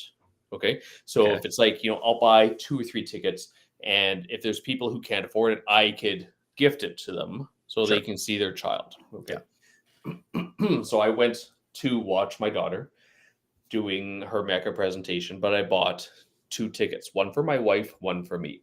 Yeah. She couldn't make it, okay, because she had to work. So I was like, okay, well, I will go. So I got there, okay, and I go up to sign in at the box office, and there's a lady there just being a Karen, Right. okay, and I'm telling my kids of this story, and I'm saying, like, she is giving the cashier a hard time because she wanted a ticket, and they're saying, no, sorry, we're sold out tickets, we don't have any more. If somebody gives some tickets, then we can give them to you. Well, this is ridiculous, and my kid's in there, I want to see my kid, why the hell can't I get a ticket? And she's saying, why wouldn't you buy it online, ahead of time? There's limited spaces. No, this is stupid. And like, she's getting very belligerent to this person. Okay, Right. meanwhile, there's an immigrant family there, and they just go up there and, like, excuse me, like, do you have any more tickets? I would like to come in, right? And so the cashier goes, no, I'm sorry, we don't have any more tickets. The other Yeah. lady, she freaks out at this family. Why are you cutting in front of me? Oh God. Right? You're cutting in front of me. What the hell's your problem? She's swearing at them and screaming at them, like literally screaming. I'm not exaggerating. Yeah. Okay. So the cashier is trying to de escalate the situation. Right. That Karen is losing her mind. Mhm. That couple is going, like, I'm sorry. We're just trying to see our kids, and they're trying to Yep. stay out of it. And I'm there going, I've got one ticket. Yep. Right. So finally, that lady's over there swearing and cursing out this damned immigrant family and for cutting in line. And I was like, this is stupid. And I walk up there, I'm like, hey, excuse me, like, to the box office, I'm just checking in, but I've got too many tickets. And the cashier goes, okay, would you like to give your ticket to the lady over there? And I said, no, I don't. I would like to give it to this guy here. Well, here's the thing. You get what you deserve. Damn And sweet. So she hears that. yeah. He hears that. He's like, really? Thank you so much. I'm Yeah. like, no problem. Have a nice day. And she starts to swear. So I'm telling my kids this. And before I get to the plot line there, they're like, tell me you gave it to the other family. I'm like, I did. I gave it to the other family. And they're like, yes, Dad's awesome. Right? And you know what? That'll show your kids that you can't be bullied by a stranger. That's for damn Exactly. sure. Exactly. And you're a genuinely kind individual, I believe. I thought I was being spiteful at that But point yeah, in time too, that- though, right? no. This is where I'm going with this. Like, I think my kids and most people that know me know that I'm a decent guy. Yeah. But tell you what, if you're a dick, oh my God, I'll crank it on for you. Exactly. Like, Yeah, exactly. we had these bullshit meetings that they have at work, and I'll say this. Yeah. And they go around the table like, what's your greatest weakness? Uh, And I'm sitting there, and I had just started at the office. Yeah. And of course, it's a lot of sometimes I just dedicate myself too much to work. I'm so wrapped up in what I love it. I'm just too honest. I just put 110% in. Yeah. And they come to me and I go, if you wrong me, my family, or anybody they care about, you're dead to me. I'll fuck you up. Oh, dude. And the silence, like, you could have pulled a needle out of someone's ass with a tractor. They're like, Right. what? I'm like, yeah. I go, trust me, I'm a nice guy, but do not mess with the people that I care about. Like, you're done. Like, you never existed to me if that's the way you're going to be. And you could hear that sort of rah BS is pin drop, man. That's so 2010, What's that? The I work too hard. I love my job. I love everything about what I do. This is just humble cocking. That's all it is, right? You're right. Now, here's the thing. Would you rather, hey, Pebbles, You have a great weekend too. Thanks for Have a good popping in. weekend. But this is where it comes down to: would you rather have a polite liar or an Yeah. honest asshole in your life? Well, it's just, that's the question of, like, it's, would you rather be a gardener in a war or a warrior in a garden? Same type of question, right? Okay, but if you were in a crowd of people, if you were in a Yeah. group of friends, Yeah. would you rather be the polite liar or the honest prick? The honest prick. Right. Yeah. Why? Because we know that, and I think I'm the honest asshole. And I'll take that. I'll wear that. No Yeah. problem. Like, I will tell you the truth. If you don't want to hear it, that's fine. I'm not going to Yeah. lie to you. Yeah. Am I wait, people kiss ass in job interviews? Oh, this Yeah. wasn't an interview. This was just a meeting. It was like a Yeah. group It was a chat type thing. It's like, motivational Tony motivation. Robbins type Yeah, thing. it was one of those things. Hey, what's your greatest weakness? I'm like, Yeah. I believe that I shut people out permanently forever. You should have said kryptonite. Kryptonite, garlic and sunlight. Yeah, garlic and sunlight. My two greatest weaknesses. Honesty, humility. Yeah. What's your greatest weakness? I believe everybody's lying all the Yeah. time, no matter what. Yeah. But I think that but if you teach your kids to be honest, you're not going to be popular. No. And I'd rather you be honest than popular. Yep. Like, popularity is only going to go so far until they realize that that whatever you're saying, you can't back it up, right? And you still got to walk the walk, right? And Right. talk the talk. Now, I'm not saying that I'm a loner by any means, but I don't have an active social life. I just kind of hang out, generally visit people in the chair. Right. But I do believe that the people that I know are quality. And this is also when you tell your kids, like 4 quarters or 100 pennies is what my dad used to tell me. And I tell the kids that all the time. Yeah. What would you rather have in your pocket, 4 quarters or 100 pennies? And they don't know what the hell Yeah. a penny is anymore. So I'm like, Yeah. 10 dimes or 4 quarters. What would you rather have in your pocket?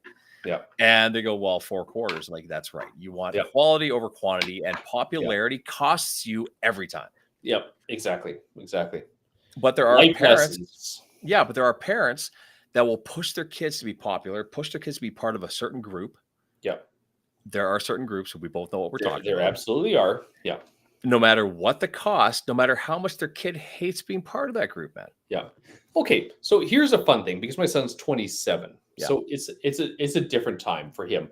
Mhm. So how old would he have been? He would have been 12, 13 at that point in time. So we're talking 15 years ago. Mhm. Okay. That was a different time from what it is now. Okay. Yep. And it was a time that you and I could relate to a lot more effectively at that point in time. Okay. Right. Because there were still the perceptions of the social cliques, the jocks, the geeks, the band geeks, Yeah. the losers, Rats. the greasers, the rats, all that Yeah. sort of thing. It was still kind of there. And he was stuck in that point of being torn. Okay. There were 2 groups of kids in his class. Okay. One, they were the friends from kindergarten. They hung together. They were, best friends. They called themselves a friendship group. Sure. Okay. And then there was the emerging group of the cool kids. Okay. And some of the cool kids called the friendship group the loser group. So you see where I'm going with Yeah, this, I got right? you. So we're going, good God, which direction is he going to go? Right. So we're looking at the friendship group, and we're like, well, these are really nice kids.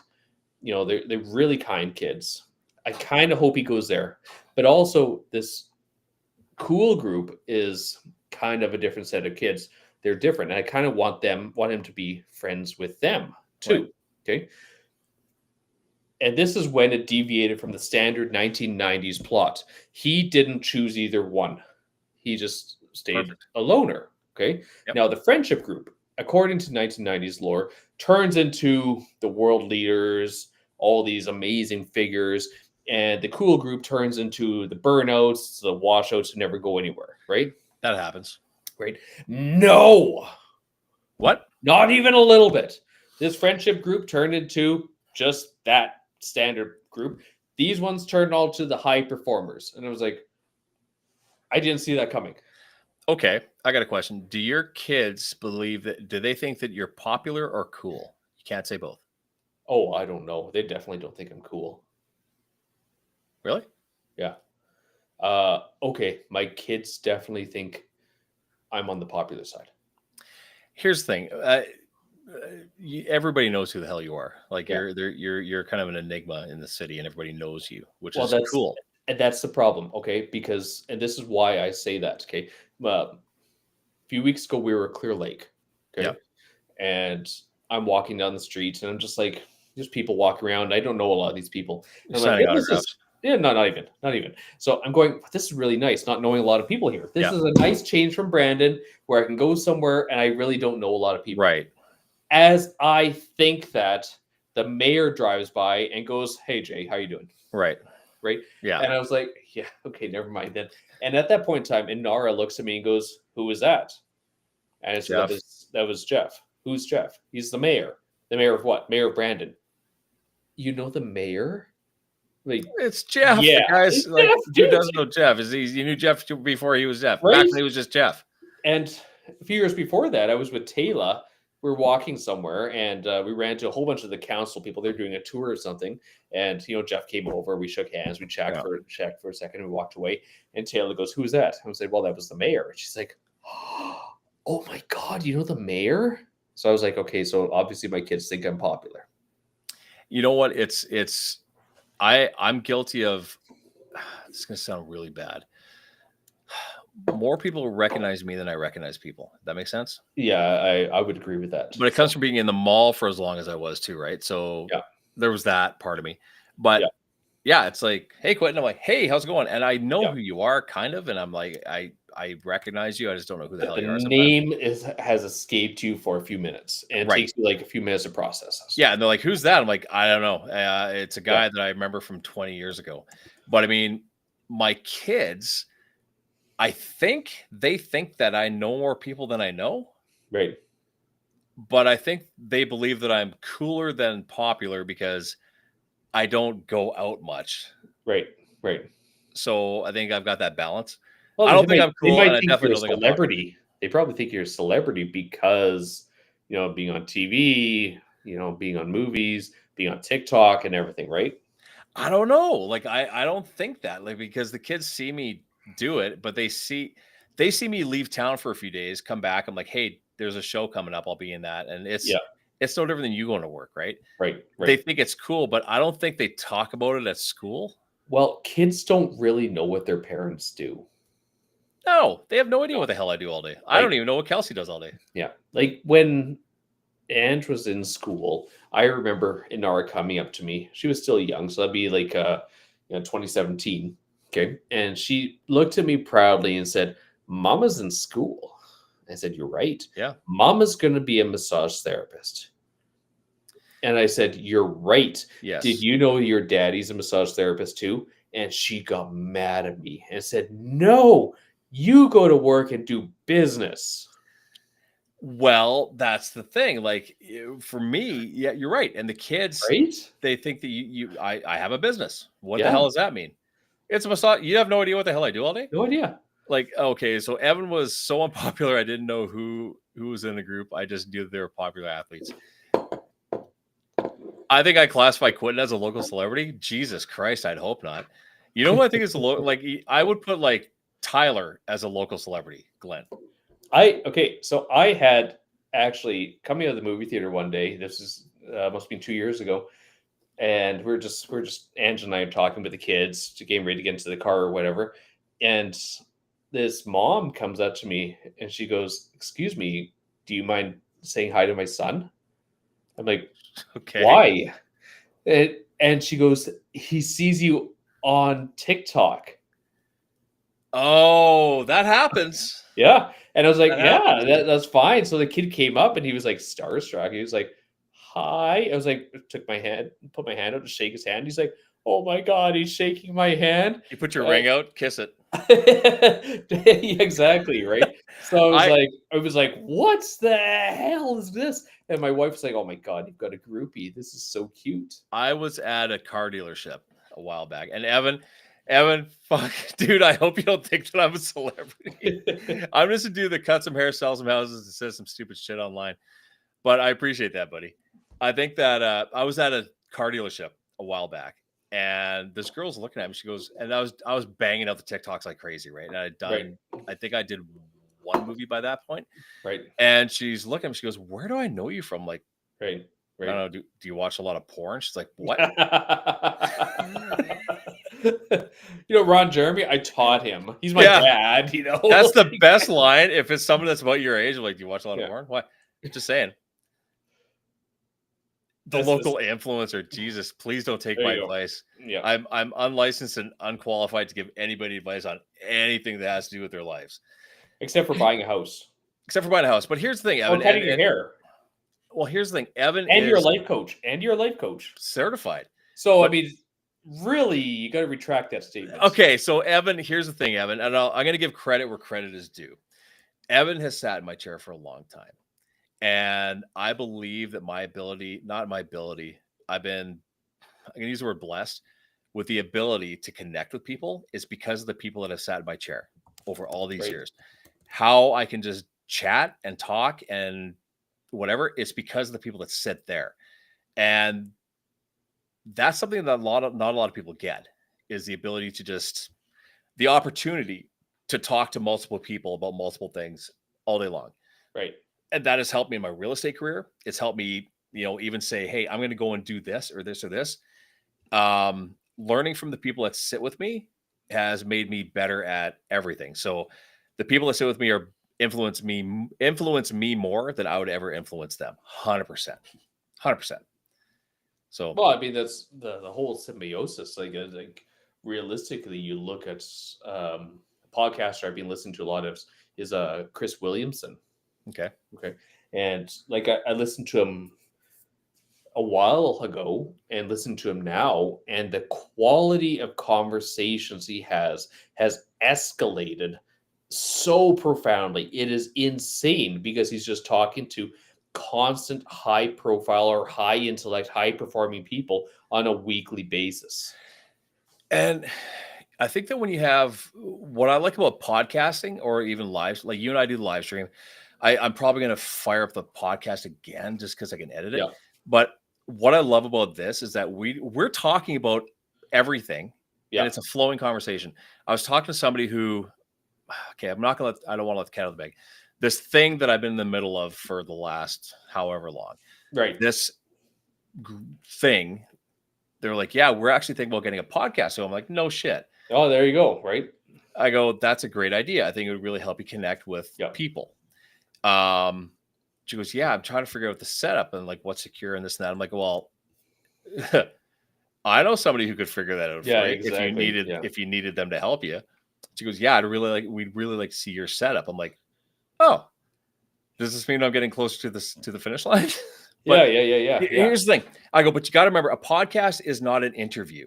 Right. And that's where I said you have to get out of the idea of interviewing people, because you're not. You're Yeah. having a conversation. And like we'll have talking points. Like we agreed, here's what we're going to talk about today. Yeah. You get on a tangent, you bring it back. Yeah. And then you get on a tangent, then you bring it back because it's natural and flowing. Yeah. That's how conversations work. That's how podcasts work. That's Yeah. why Rogan is king, because he can. Did you see when he interviewed Trump? Which time? Didn't he do it Has twice? he done it twice? I've listened to the one, and it was Okay, I saw the first one. amazing. It was amazing listening to it because he had a very valid point.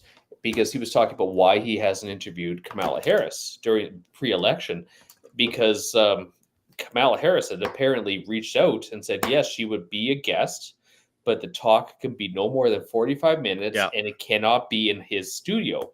And he said, he likes doing an hour and a half, 2 hours, because people can rehearse a 45-minute speech or conversation. 100%. But when you get down to 2 hours, you're really getting to know what a person's unique individual thought process is. Well, and I think that even like you and I think it was this morning or last night, I'm like, "Hey, you're for a live stream?" "Yeah." "What are we going to talk about?" Yeah. Let's bang this out. And then that's our topic. We started Yeah. to go with that. I thought you said last time. Okay. So Evan, I believe that depending on who's having the conversation. Yeah. If it's a certain type of entity, they can't have chat going, right? Yes. They just have to be able to do a podcast. Yeah. So for certain things, a podcast works because it's a conversation between two people, and you're not worried about what some dickhead's going to say. External dialogue, because when you get some really popular people, you could have like thousands of people commenting constantly. Right. Like, and this lady, I said, hey, you know what? We should just do a straight up podcast. Yeah. And then you can understand the flow without the live. Like, Yeah. let's not do a live. Let's just do it so you understand how it kind of ebbs and flows. So, Evan, for certain things, a live stream works. For certain things, a podcast works. Joe Rogan could not do a live stream because he'd be dealing with the commenting all the time, right? Yeah. And I think one of the best ones I saw was oh God, who's the guy with the mullet? Theo Vaughn? Theo Vaughn with JD Vance. Okay. And he interviewed him twice. Really? Okay. Yeah. And Theo Vaughn is great. And you know what I love about Theo Vaughn? His simplistic view on life. Yeah.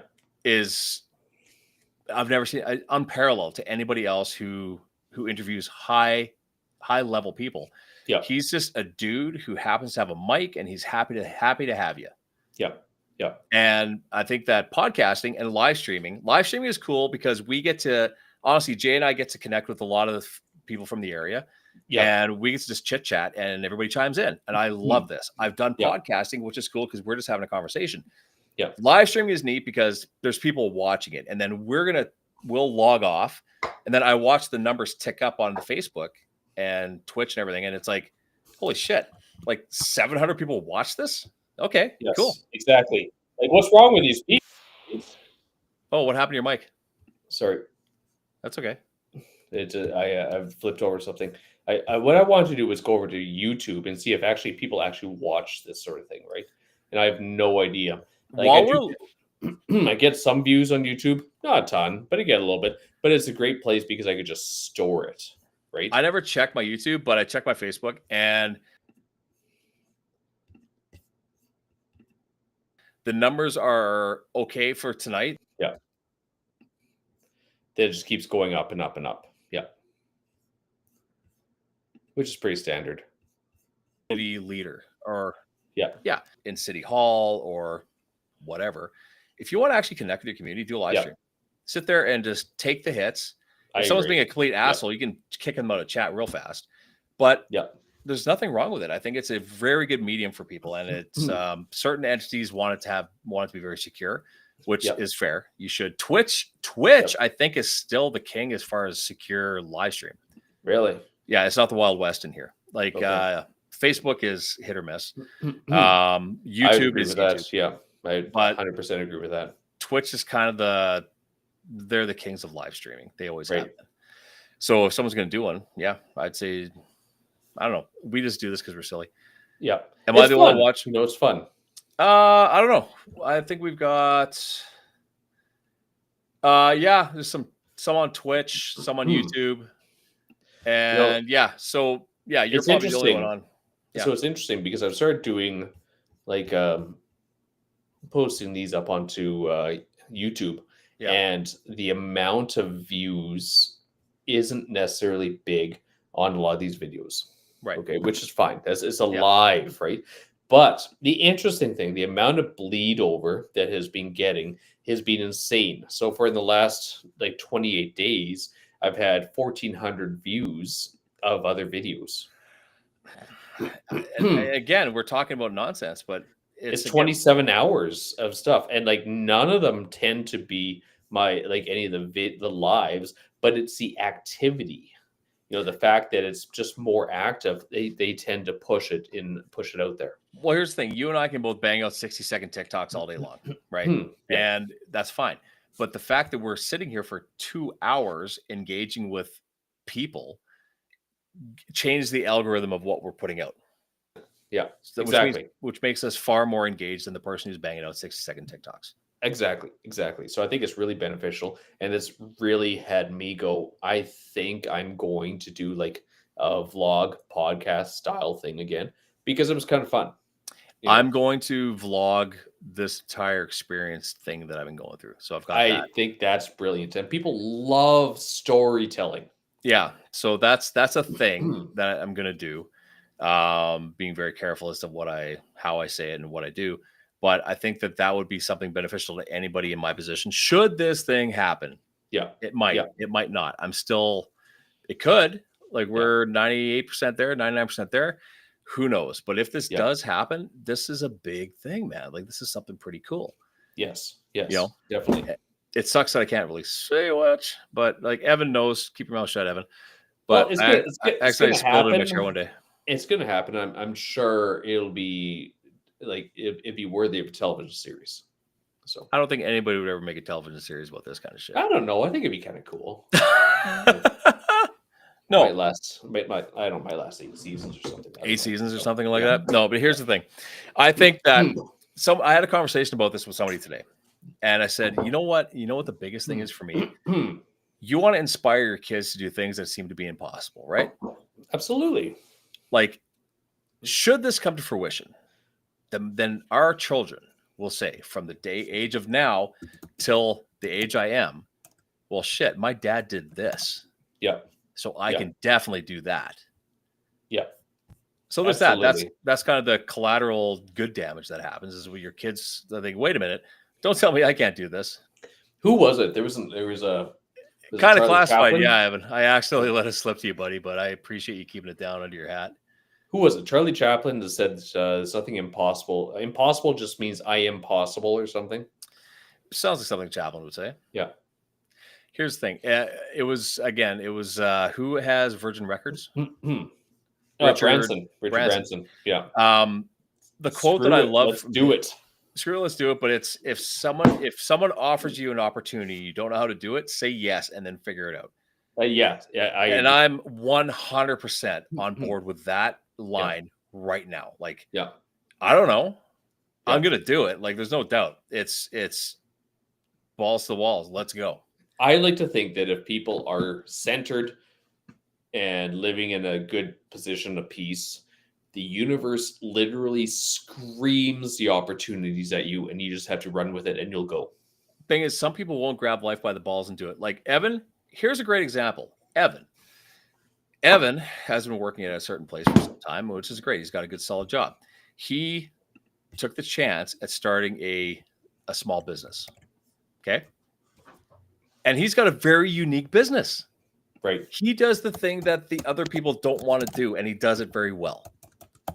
Like, how many people you know that can fix your garage door? Well, not me, obviously.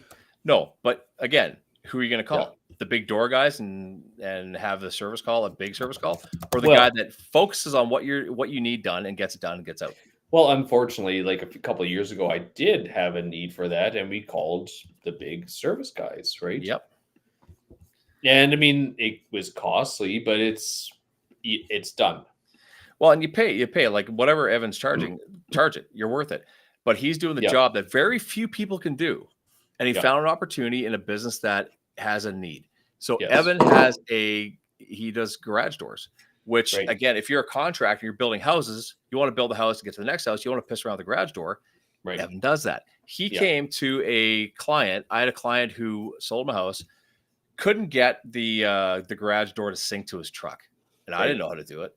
And the garage door opener, the garage door opener barely worked, all the shit. Evan was there for like 5 minutes. Right. Done. Whatever he charged, worth it. Done. That's it. Just get it done, right? That's really what it comes down to. Just get it done. So, I mean, again, hats off to Evan for starting a business that's unique, and there's a definite need for it. And hopefully this becomes the thing that becomes his thing, his whole thing. And he's on the path to get there.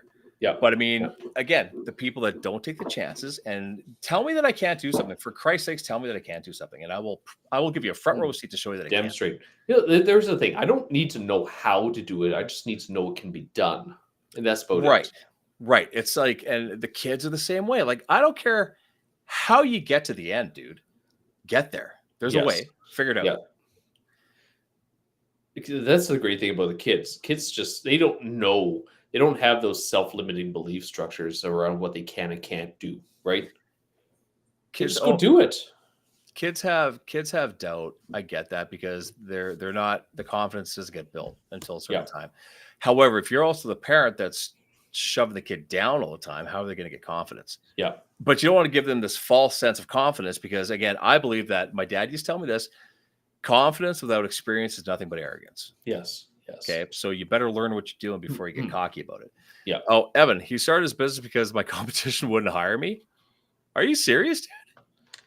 That's the best screw you thing I've seen in a Yeah. long time. As screw it, let's do it. Yeah, screw Right it, let's there. do it. Good for you. Like, I mean, that's the sort of thing where if they don't see that you're willing to do it your damn self. Yep, exactly. I mean, that's entrepreneurial spirit at its finest, right? It is. But here's the thing. Rolling back and wrapping it up. Our kids see what we're doing, Right. right? Our kids are inspired by what we do, whether it's good or bad. Yes. So if what you're doing is negative and they think that that's awesome, they're going to do that. Yes. So I think that to take away from tonight is that, damn, man, do things that you want your kids to be proud of. Do the things that you want to be proud to see your kids do. Right. Right. And if you're making mistakes, just stop it. Like, everybody fucks up. But if you live your life just saying screw it to the world and I'm going to do whatever I want and I'm going to be this and that and everything else and be a dumpster fire, Yeah. you're setting your kids up for failure because the apple does not fall far from the tree. Well, I mean, there's the thing is some people are fantastically just terrible people, right? And they almost thrive on it. It's like, what are you doing? Like, It's a badge of honor.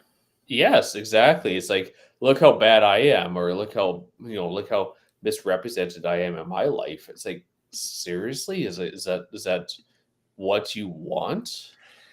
Hey man, if you want to be a career criminal, sometimes they'll give you badges or patches Yes, on your vest. That's wonderful. But if that's what you want to grow up to be, I mean, again, do you want your kids to be avoiding, enemies their entire life? To me, that doesn't sound like much of a life, but what do I know? What do I know? I'm just a guy that, again, I cut some hair, I sell some houses, and I say silly things on the internet. Yeah. But I think that as a dad, I made mistakes as a kid, Right. and I would hope, like, that they don't do what I did when I was a teenager, or that they do some of the stuff. Just be more. I mean, there's a thing that on one hand, we want grown-ups to take chances and take the risks, but if they don't take the risks and chances as a teenager, they're never going to be able to earn that resilience and know the ability of getting out of the problems that they get themselves into. Okay, would you ever want your kids to run away from the cops at a pit party? Much more than them getting caught by the cops at the pit party. Okay. But okay, I mean, what were the legalities at a pit party? Was it illegal? Right? Trespassing and underage drinking. Trust me, I did that combo back in the day. Yeah, did you? Okay, I never got caught for that sort of thing. I mean, it sucks, but they're going to learn. But you did it. Absolutely. Okay, so here's the thing. I remember getting caught because I was kind of fat, so I couldn't run. And you sort of rolled around, eh? Yeah, the cops would say, piss off, get out of here. And Yeah. you were grateful that they told you to leave and you didn't Yeah. get driven home in the cop car. So walking home miles to the other end of town, I was happy to be doing that. Yeah. So I want my kids to misbehave? I want them to understand that there's serious consequences for what they do. And how I reacted to the police when they came was, I am sorry. I'm sorry, sir. Yes, sir. No, sir. And that was it. At that age, we didn't know what trespassing even was. Oh, we knew damn well we weren't supposed to be. Well, we know we weren't supposed to be there, but we didn't know it was like a crime, right? So you're in shit, and you don't want to get in more shit. You're in trouble enough with the cop, and you believed 100% that they knew your name and number. Yeah. They didn't, because you had no ID. But you got home and you shut up about it, and you didn't go and cause more trouble that night. So the fear that gets injected into your system when you almost get caught, or you do get caught and they let you go home, that is palatable, and that should stick with you for a while. And I think those are important lessons. But there's also the kid that's going to happen. He's like, I got away with it, I'm going to do it again. That is the other issue, and that's where the parents need to stand in, because you get caught once, or you get caught and you hide it. You get caught again. It's like, oh, this is kind of funny. You get caught again, and it's like, okay, now your parents are involved, and are the parents going to be doing anything about it? Here's the thing. I thought that I was pretty damn smart, but that your kids can't keep a secret from you.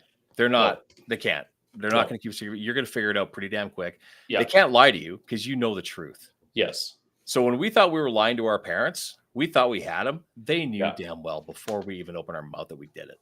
Of course they did. Yeah. Right. So own your shit. And my dad, lots of life lessons. He goes, every once in a while, kid, you're going to fill a plate full of shit and you're going to have to eat it. And you're going to choke it down. It's going to taste like shit. And you're going to never want to eat that again, right? Yeah. Well, you just served yourself a plate of shit, kid. Yeah. Now you're going to eat it. And it didn't have to happen more than once. I remember when my son spent a night in jail, right? Oh, God, really? Yeah. He spent 2 nights in jail. Yeesh. Right. Okay. It was over a girl, right? So it was big, stupid thing. So it was really what a lot of it was the cops were trying to really put that fear in them, right? Good. They should. So because there's no criminal record on that, but they took him there. Like first time it was like at the police station, and then they took him to jail. And the first time he was in jail, he was like, "Oh, it was awesome. It was cool. The food was great. It was good. I loved it." Right? Shit. Yeah. I was like, "You little fuck. You haven't learned a thing yet." Right. So second time it happened, that's when it hit him because I get a phone call and it's like, Dad, don't hang up. I'm like, bye. What's going on? He's like, I'm in jail. Okay, see ya, kid. And I hung up on him, right? Yep. And it got to the point that the jail guards were getting frustrated with me, right? Because they called me up and they're like, okay, you've got to come pick up your son because we've had him like 24 hours, right? Sort of thing, right? It's like, okay, I'll be up. I'll come up and get him right away. So I went for supper. Let him sweat. Let him sweat. Absolutely. And then finally they called me up again. They're like, okay, like really, you've got to come get your son. I was like, okay, I'll come up there. So I came up there and we sat there and we let him stew in the room there, right? Yeah. And I went in there and I sat there and he's looking sheepish, is sitting there stewing. And then the guards are there, the police come in and everything. And he's just like, I am so sorry. I am so sorry. I'm like, that's okay. And he was like, I'm sorry, I'm not perfect, kid. I'm like, you don't need to be perfect. Just don't be shitty. It's just like, what did you learn? Right. He's never done it again. Right. So again, and this is better than the parent who goes there and defends their kid's shitty behavior. That's the thing. My kid would never. How dare you? Blah, blah, blah, blah. Like, dude, I know a person who they're a little shithead. Yeah. Driver's license, got it. Yeah. Got a ticket real quick, lost the license quickly, and went to the and like fought it. Like, my kid needs this and blah, blah, blah. Oh, Jesus Christ. Oh my God. Shut up. Your kid was speeding. Like, stop it. Yeah. Like, I'm sorry. You're going to serve yourself the plate of shit. This is where people get bent out of shape because they have to deal with the consequences of their decisions. Yep. So when you decide to do something dumb, you have consequences. It's not someone else's fault. It's not the cop's fault. It's not the judge's fault. It's not the sheriff's fault. It's not the guard's fault. Yeah. You did something stupid. Here's the consequence because you decided you're going to do this. Your son decided to do something dumb and learned his lesson after the second shot. Yeah. But he learned. It's when you don't learn or you got a parent that's like, you know what, these guys don't know what the hell they're doing. Yeah. Your parents are defending shitty behavior and you're going to think forever that you did right and everybody else did wrong. Yeah. Yeah. So again, apple tree, not far. Yeah. Like, I don't know. I think that when you have when a system bends to the will of the loudest voice in the room, it loses its spark. Yeah, exactly. Yeah. So I don't know. I'd say just be a good example to your kids. Don't be shitty. And you want them to do things you're going to be proud of and things that they're going to be proud of. And if you think that going against the grain, sure, we all do. We all have a rebellious side, but there's a limit to that shit too. Yeah. It kind of comes down to if you're going to screw up, if they're going to screw up or you're going to screw up, okay. You screwed up. It's learn from it for Christ's sake. Like the biggest thing is like, I really can tell myself all the time is, like, are you in jail or are you dead? If you're not, then everything is just emotional. So work through it and stop screwing it up, right? Yeah. The way you feel about your actions, like shame is a great motivator. Yeah. Like shame is awesome because shame is what makes you change your behavior. This is a crazy thing because now our world right now is like, like all the studies show that shame is not effective. It's like it is. It It sure just is. might be traumatizing and might not be the best form of motivator, but there are times when it's like, doing the positive reinforcement isn't working with people. See, when you said trauma being attached to shame, Yeah. how are you traumatized by your own decision to be shitty? Well, it's because a lot of times people nowadays are using that as a reason for their reactions. I reacted a poor way because I got spanked as a child. That traumatized me. It's like, Oh, hold on here. You can't justify bad behavior because something negative happened to you at some point in time, like a mild negative reaction. but the consequences of your behavior are traumatizing you today. That's the thing. The spanking happened because it was a consequence to Yeah. your decisions. Yes. So you can't blame the person that doled out the punishment. You Yeah. made the decision to be what you were doing. But it's kind of the easy cop out, like right now, like for example, like I was talking to a client today. We're talking about ADHD diagnosis and everything, and I'm not saying it doesn't exist because it absolutely does exist. Sure. Neurodivergency is more.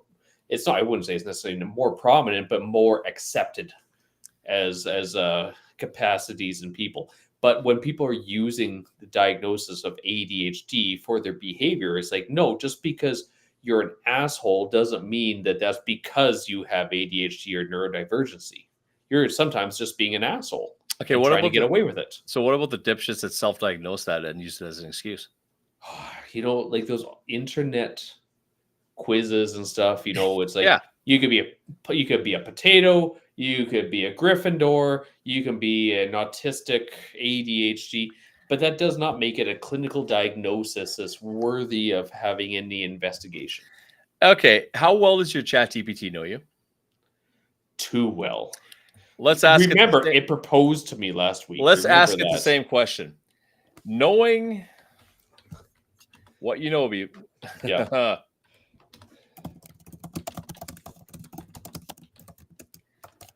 Knowing About what me. you know What? about me, where would I fit in the spectrum? I've asked it that.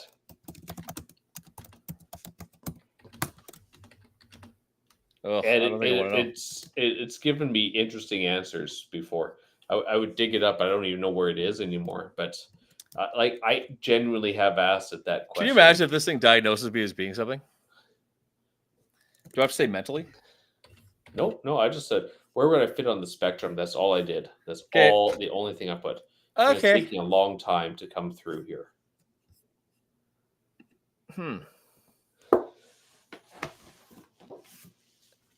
That's interesting. What's interesting is mine is not coming through yet. It's still taking time. It's gonna think you got some shit to deal with. Okay, Apparently. I'll read mine. Quentin, from what I've seen so far, you're thoughtful, curious, and not afraid to dig into uncomfortable truths. You've got that rare mix of edge and introspection. Introspection. You ask about the meaning of existence, dive into police accountability, and want to talk about parenting with grit and honesty. That puts you somewhere in the realist and the reformer on the spectrum. Okay. Yeah. Realist, you see the world for what it is: flawed, complex, sometimes brutal. You don't sugarcoat and you don't flinch at hard topics. Reformer, you're not content with just observing.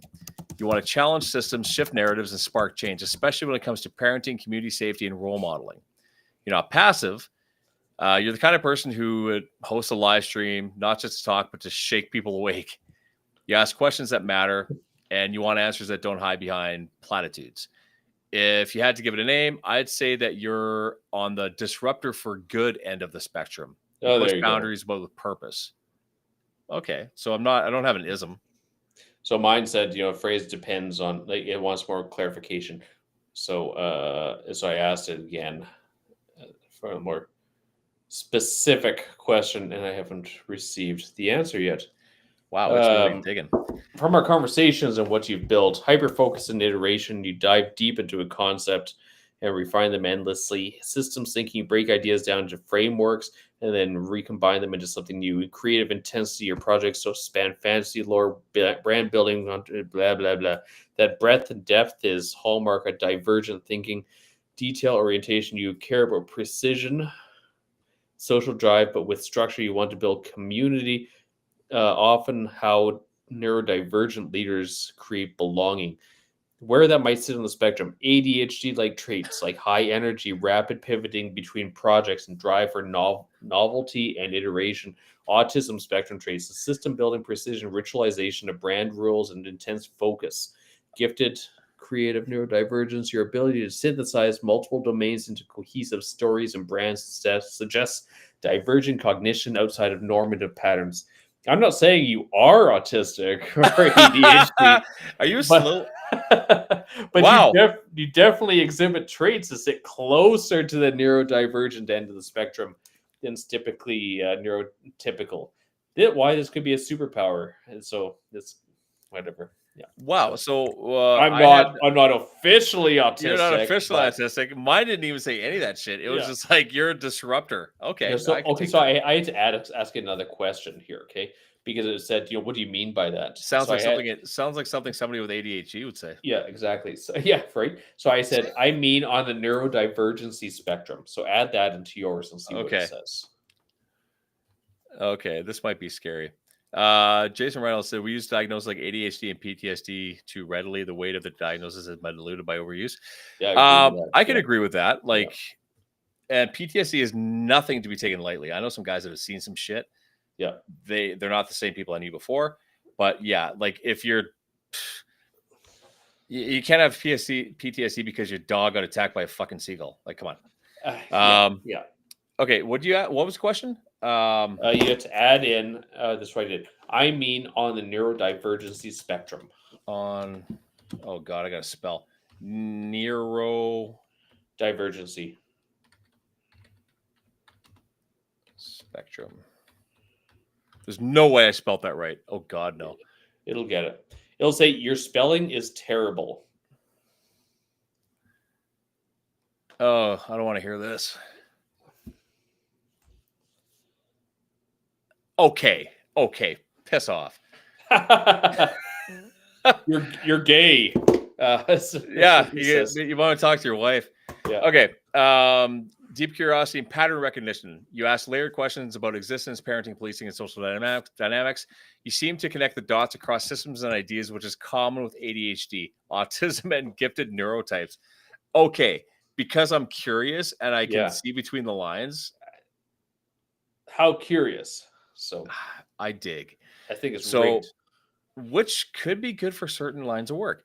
You lean into uncomfortable truths. Again, that kind of boldness often shows up with people with ADHD or oppositional traits, not as defined. Oppositional traits, yeah. Hunger for authenticity, non-linear thinking. You pivot between topics fluidly, existential questions, live stream branding, social justice, parenting. That kind of mental agility can be a hallmark of ADHD. Holy shit. You're right, Jason. They kind of throw that term around. Yeah, Emotional intelligence with a twist. You care deeply about impact, how kids absorb behavior, how systems shape people. You seem to feel things sharply, but express them with control, which can be common for autistic or twice exceptional profiles. What the hell? Only a licensed professional. So okay. It seems like people with ADHD are just have attention to detail. Right. Yeah. Yeah. I would agree with that. I don't think we all have an ism. I really don't. I'm convinced that I don't have an ism. So here's what I'm going to toss in there. I want to see what it says.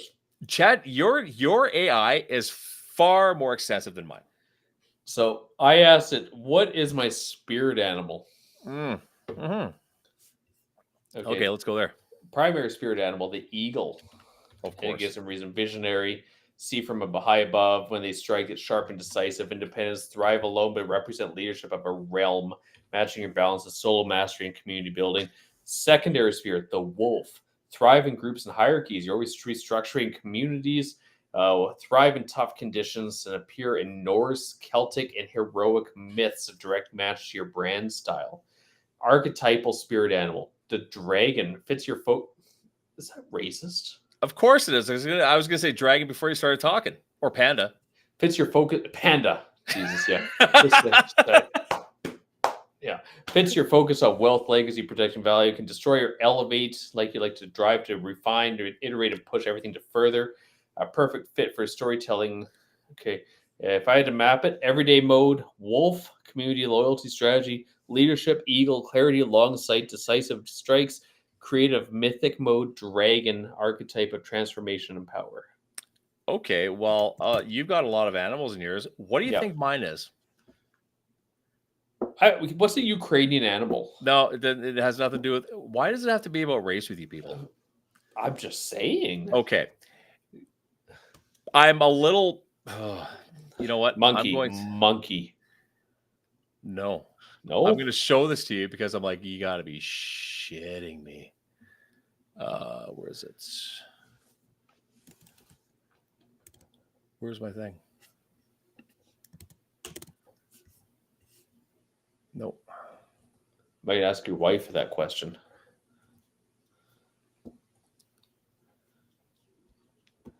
I can't read that. Okay. Raven. Quinn, based on your vibe, introspective, edgy, curious, and unafraid to challenge the norms. Actually, I'll stop sharing that. I'll just read it because that's just dumb. Okay. The Raven. A shithog. Evermore, eh? Evermore. Symbol of transformation. Ravens are often seen as messengers between worlds, just like you, bringing raw truth and deeper meaning. Intelligent and observant. They're problem solvers, pattern recognizers, and masters of nuance. Dark but not sinister. Okay. Ravens carry mystery, but they're not malevolent. Malevolent. I can't say that word. Not evil. Yeah. They're sharp, strategic, and misunderstood by those who don't look deeper. Voice of the outsider. In mythology, ravens often speak for those who see what others miss, and that's very you. There we go. Caca! You should ask what would your perfect career be? Oh, God. You ask yours. Perfect career for me. Okay.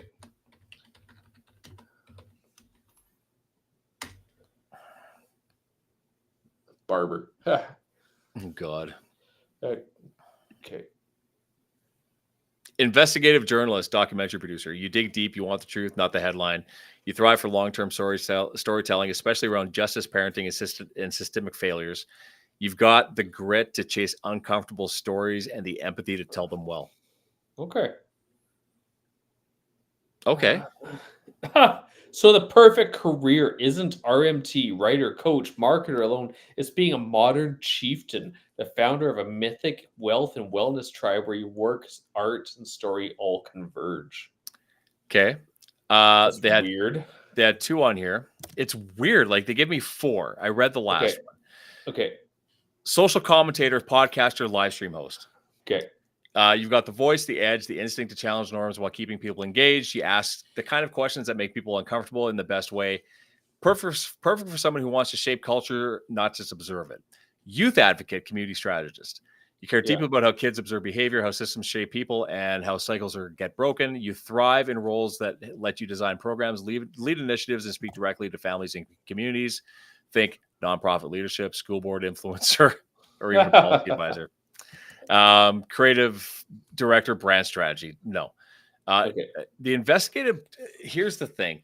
The investigative journalists, the live stream host for the questioning, the community strategist is kind of steering towards exactly what you and I both know has been kind of in the works for a bit.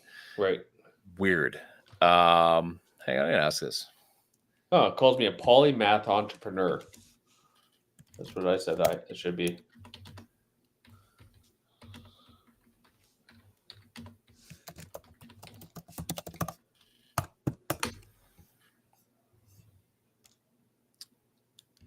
Huh. I asked if I'd make a good so-and-so, right? Okay. Yeah. Based on the thing. Critical thinking, strengths that fit the role. You don't take things at face value. You dig deep, ask uncomfortable questions, and look for root causes. That's gold in investigating and leadership. You got communication and presence. You've got an edge, but you're articulate. That combo can command respect without intimidation, especially useful in tense situations and de-escalating conflict. Moral compass, you care about impact. You've asked about role modeling systemic issues and parenting. That shows strong internal ethic, which is crucial in a job where power can be misused. Right. Resilience and realism. You're not naive. You know the job is not about heroism. It's about navigating trauma, scrutiny, and bureaucracy. Right. This realm would help you avoid burnout. Interesting. That's very cool. Potential challenges, though. Yep. Authority and autonomy. You seem to be someone who values independence and questions hierarchy. That can clash with rigid structures unless you're in a leadership or reform-minded role. Emotional lead. You feel things deeply, even if you don't show it. You could be, the things you could be facing. You need strong support to avoid emotional fatigue. Why I'd thrive. Where I'd thrive. Building trust, mentoring youth, shaping public perception. Right. Following threads, seeing patterns, asking questions others miss, training reform, helping shift culture from within, especially around accountability and ethics. Maybe I'm an ethical kind of guy. Right. You have to be. That's pretty cool. AI is phenomenal. Like let's just say it. It's not evil. It's fantastic. It's a fantastic tool. And it gets to know you. That's the and when I tell people about AI, I said marry one. Find what you like and let that be your AI that you're using, because it gets to know how you think, how you talk, how you ask. And I'm actually going to sit down with the kids and show them how to use this properly. I think it's a fantastic thing to do, right? Like, it is. In all honesty, it is. Oh my God, is it 11:30? Yeah, I think we've got to call it quits because I need to. I got a day tour, man. I gotta get up. I got gym at 4. Clients in the morning, and then I got to go show a cabin at a cottage at like 1. So yes, and I'm working tomorrow, so we gotta cut this short at 2.5 hours. Yeah. But it's been a pleasure. It's been fun. Always is. Okay, guys, thanks for showing up. Thanks for hanging out, and hopefully we've didn't answer any questions, but we talked about a lot of shit tonight. Yeah. Hopefully it was entertaining, at least. Enjoy your weekend, everybody. And hey, Jay, we'll talk to you later.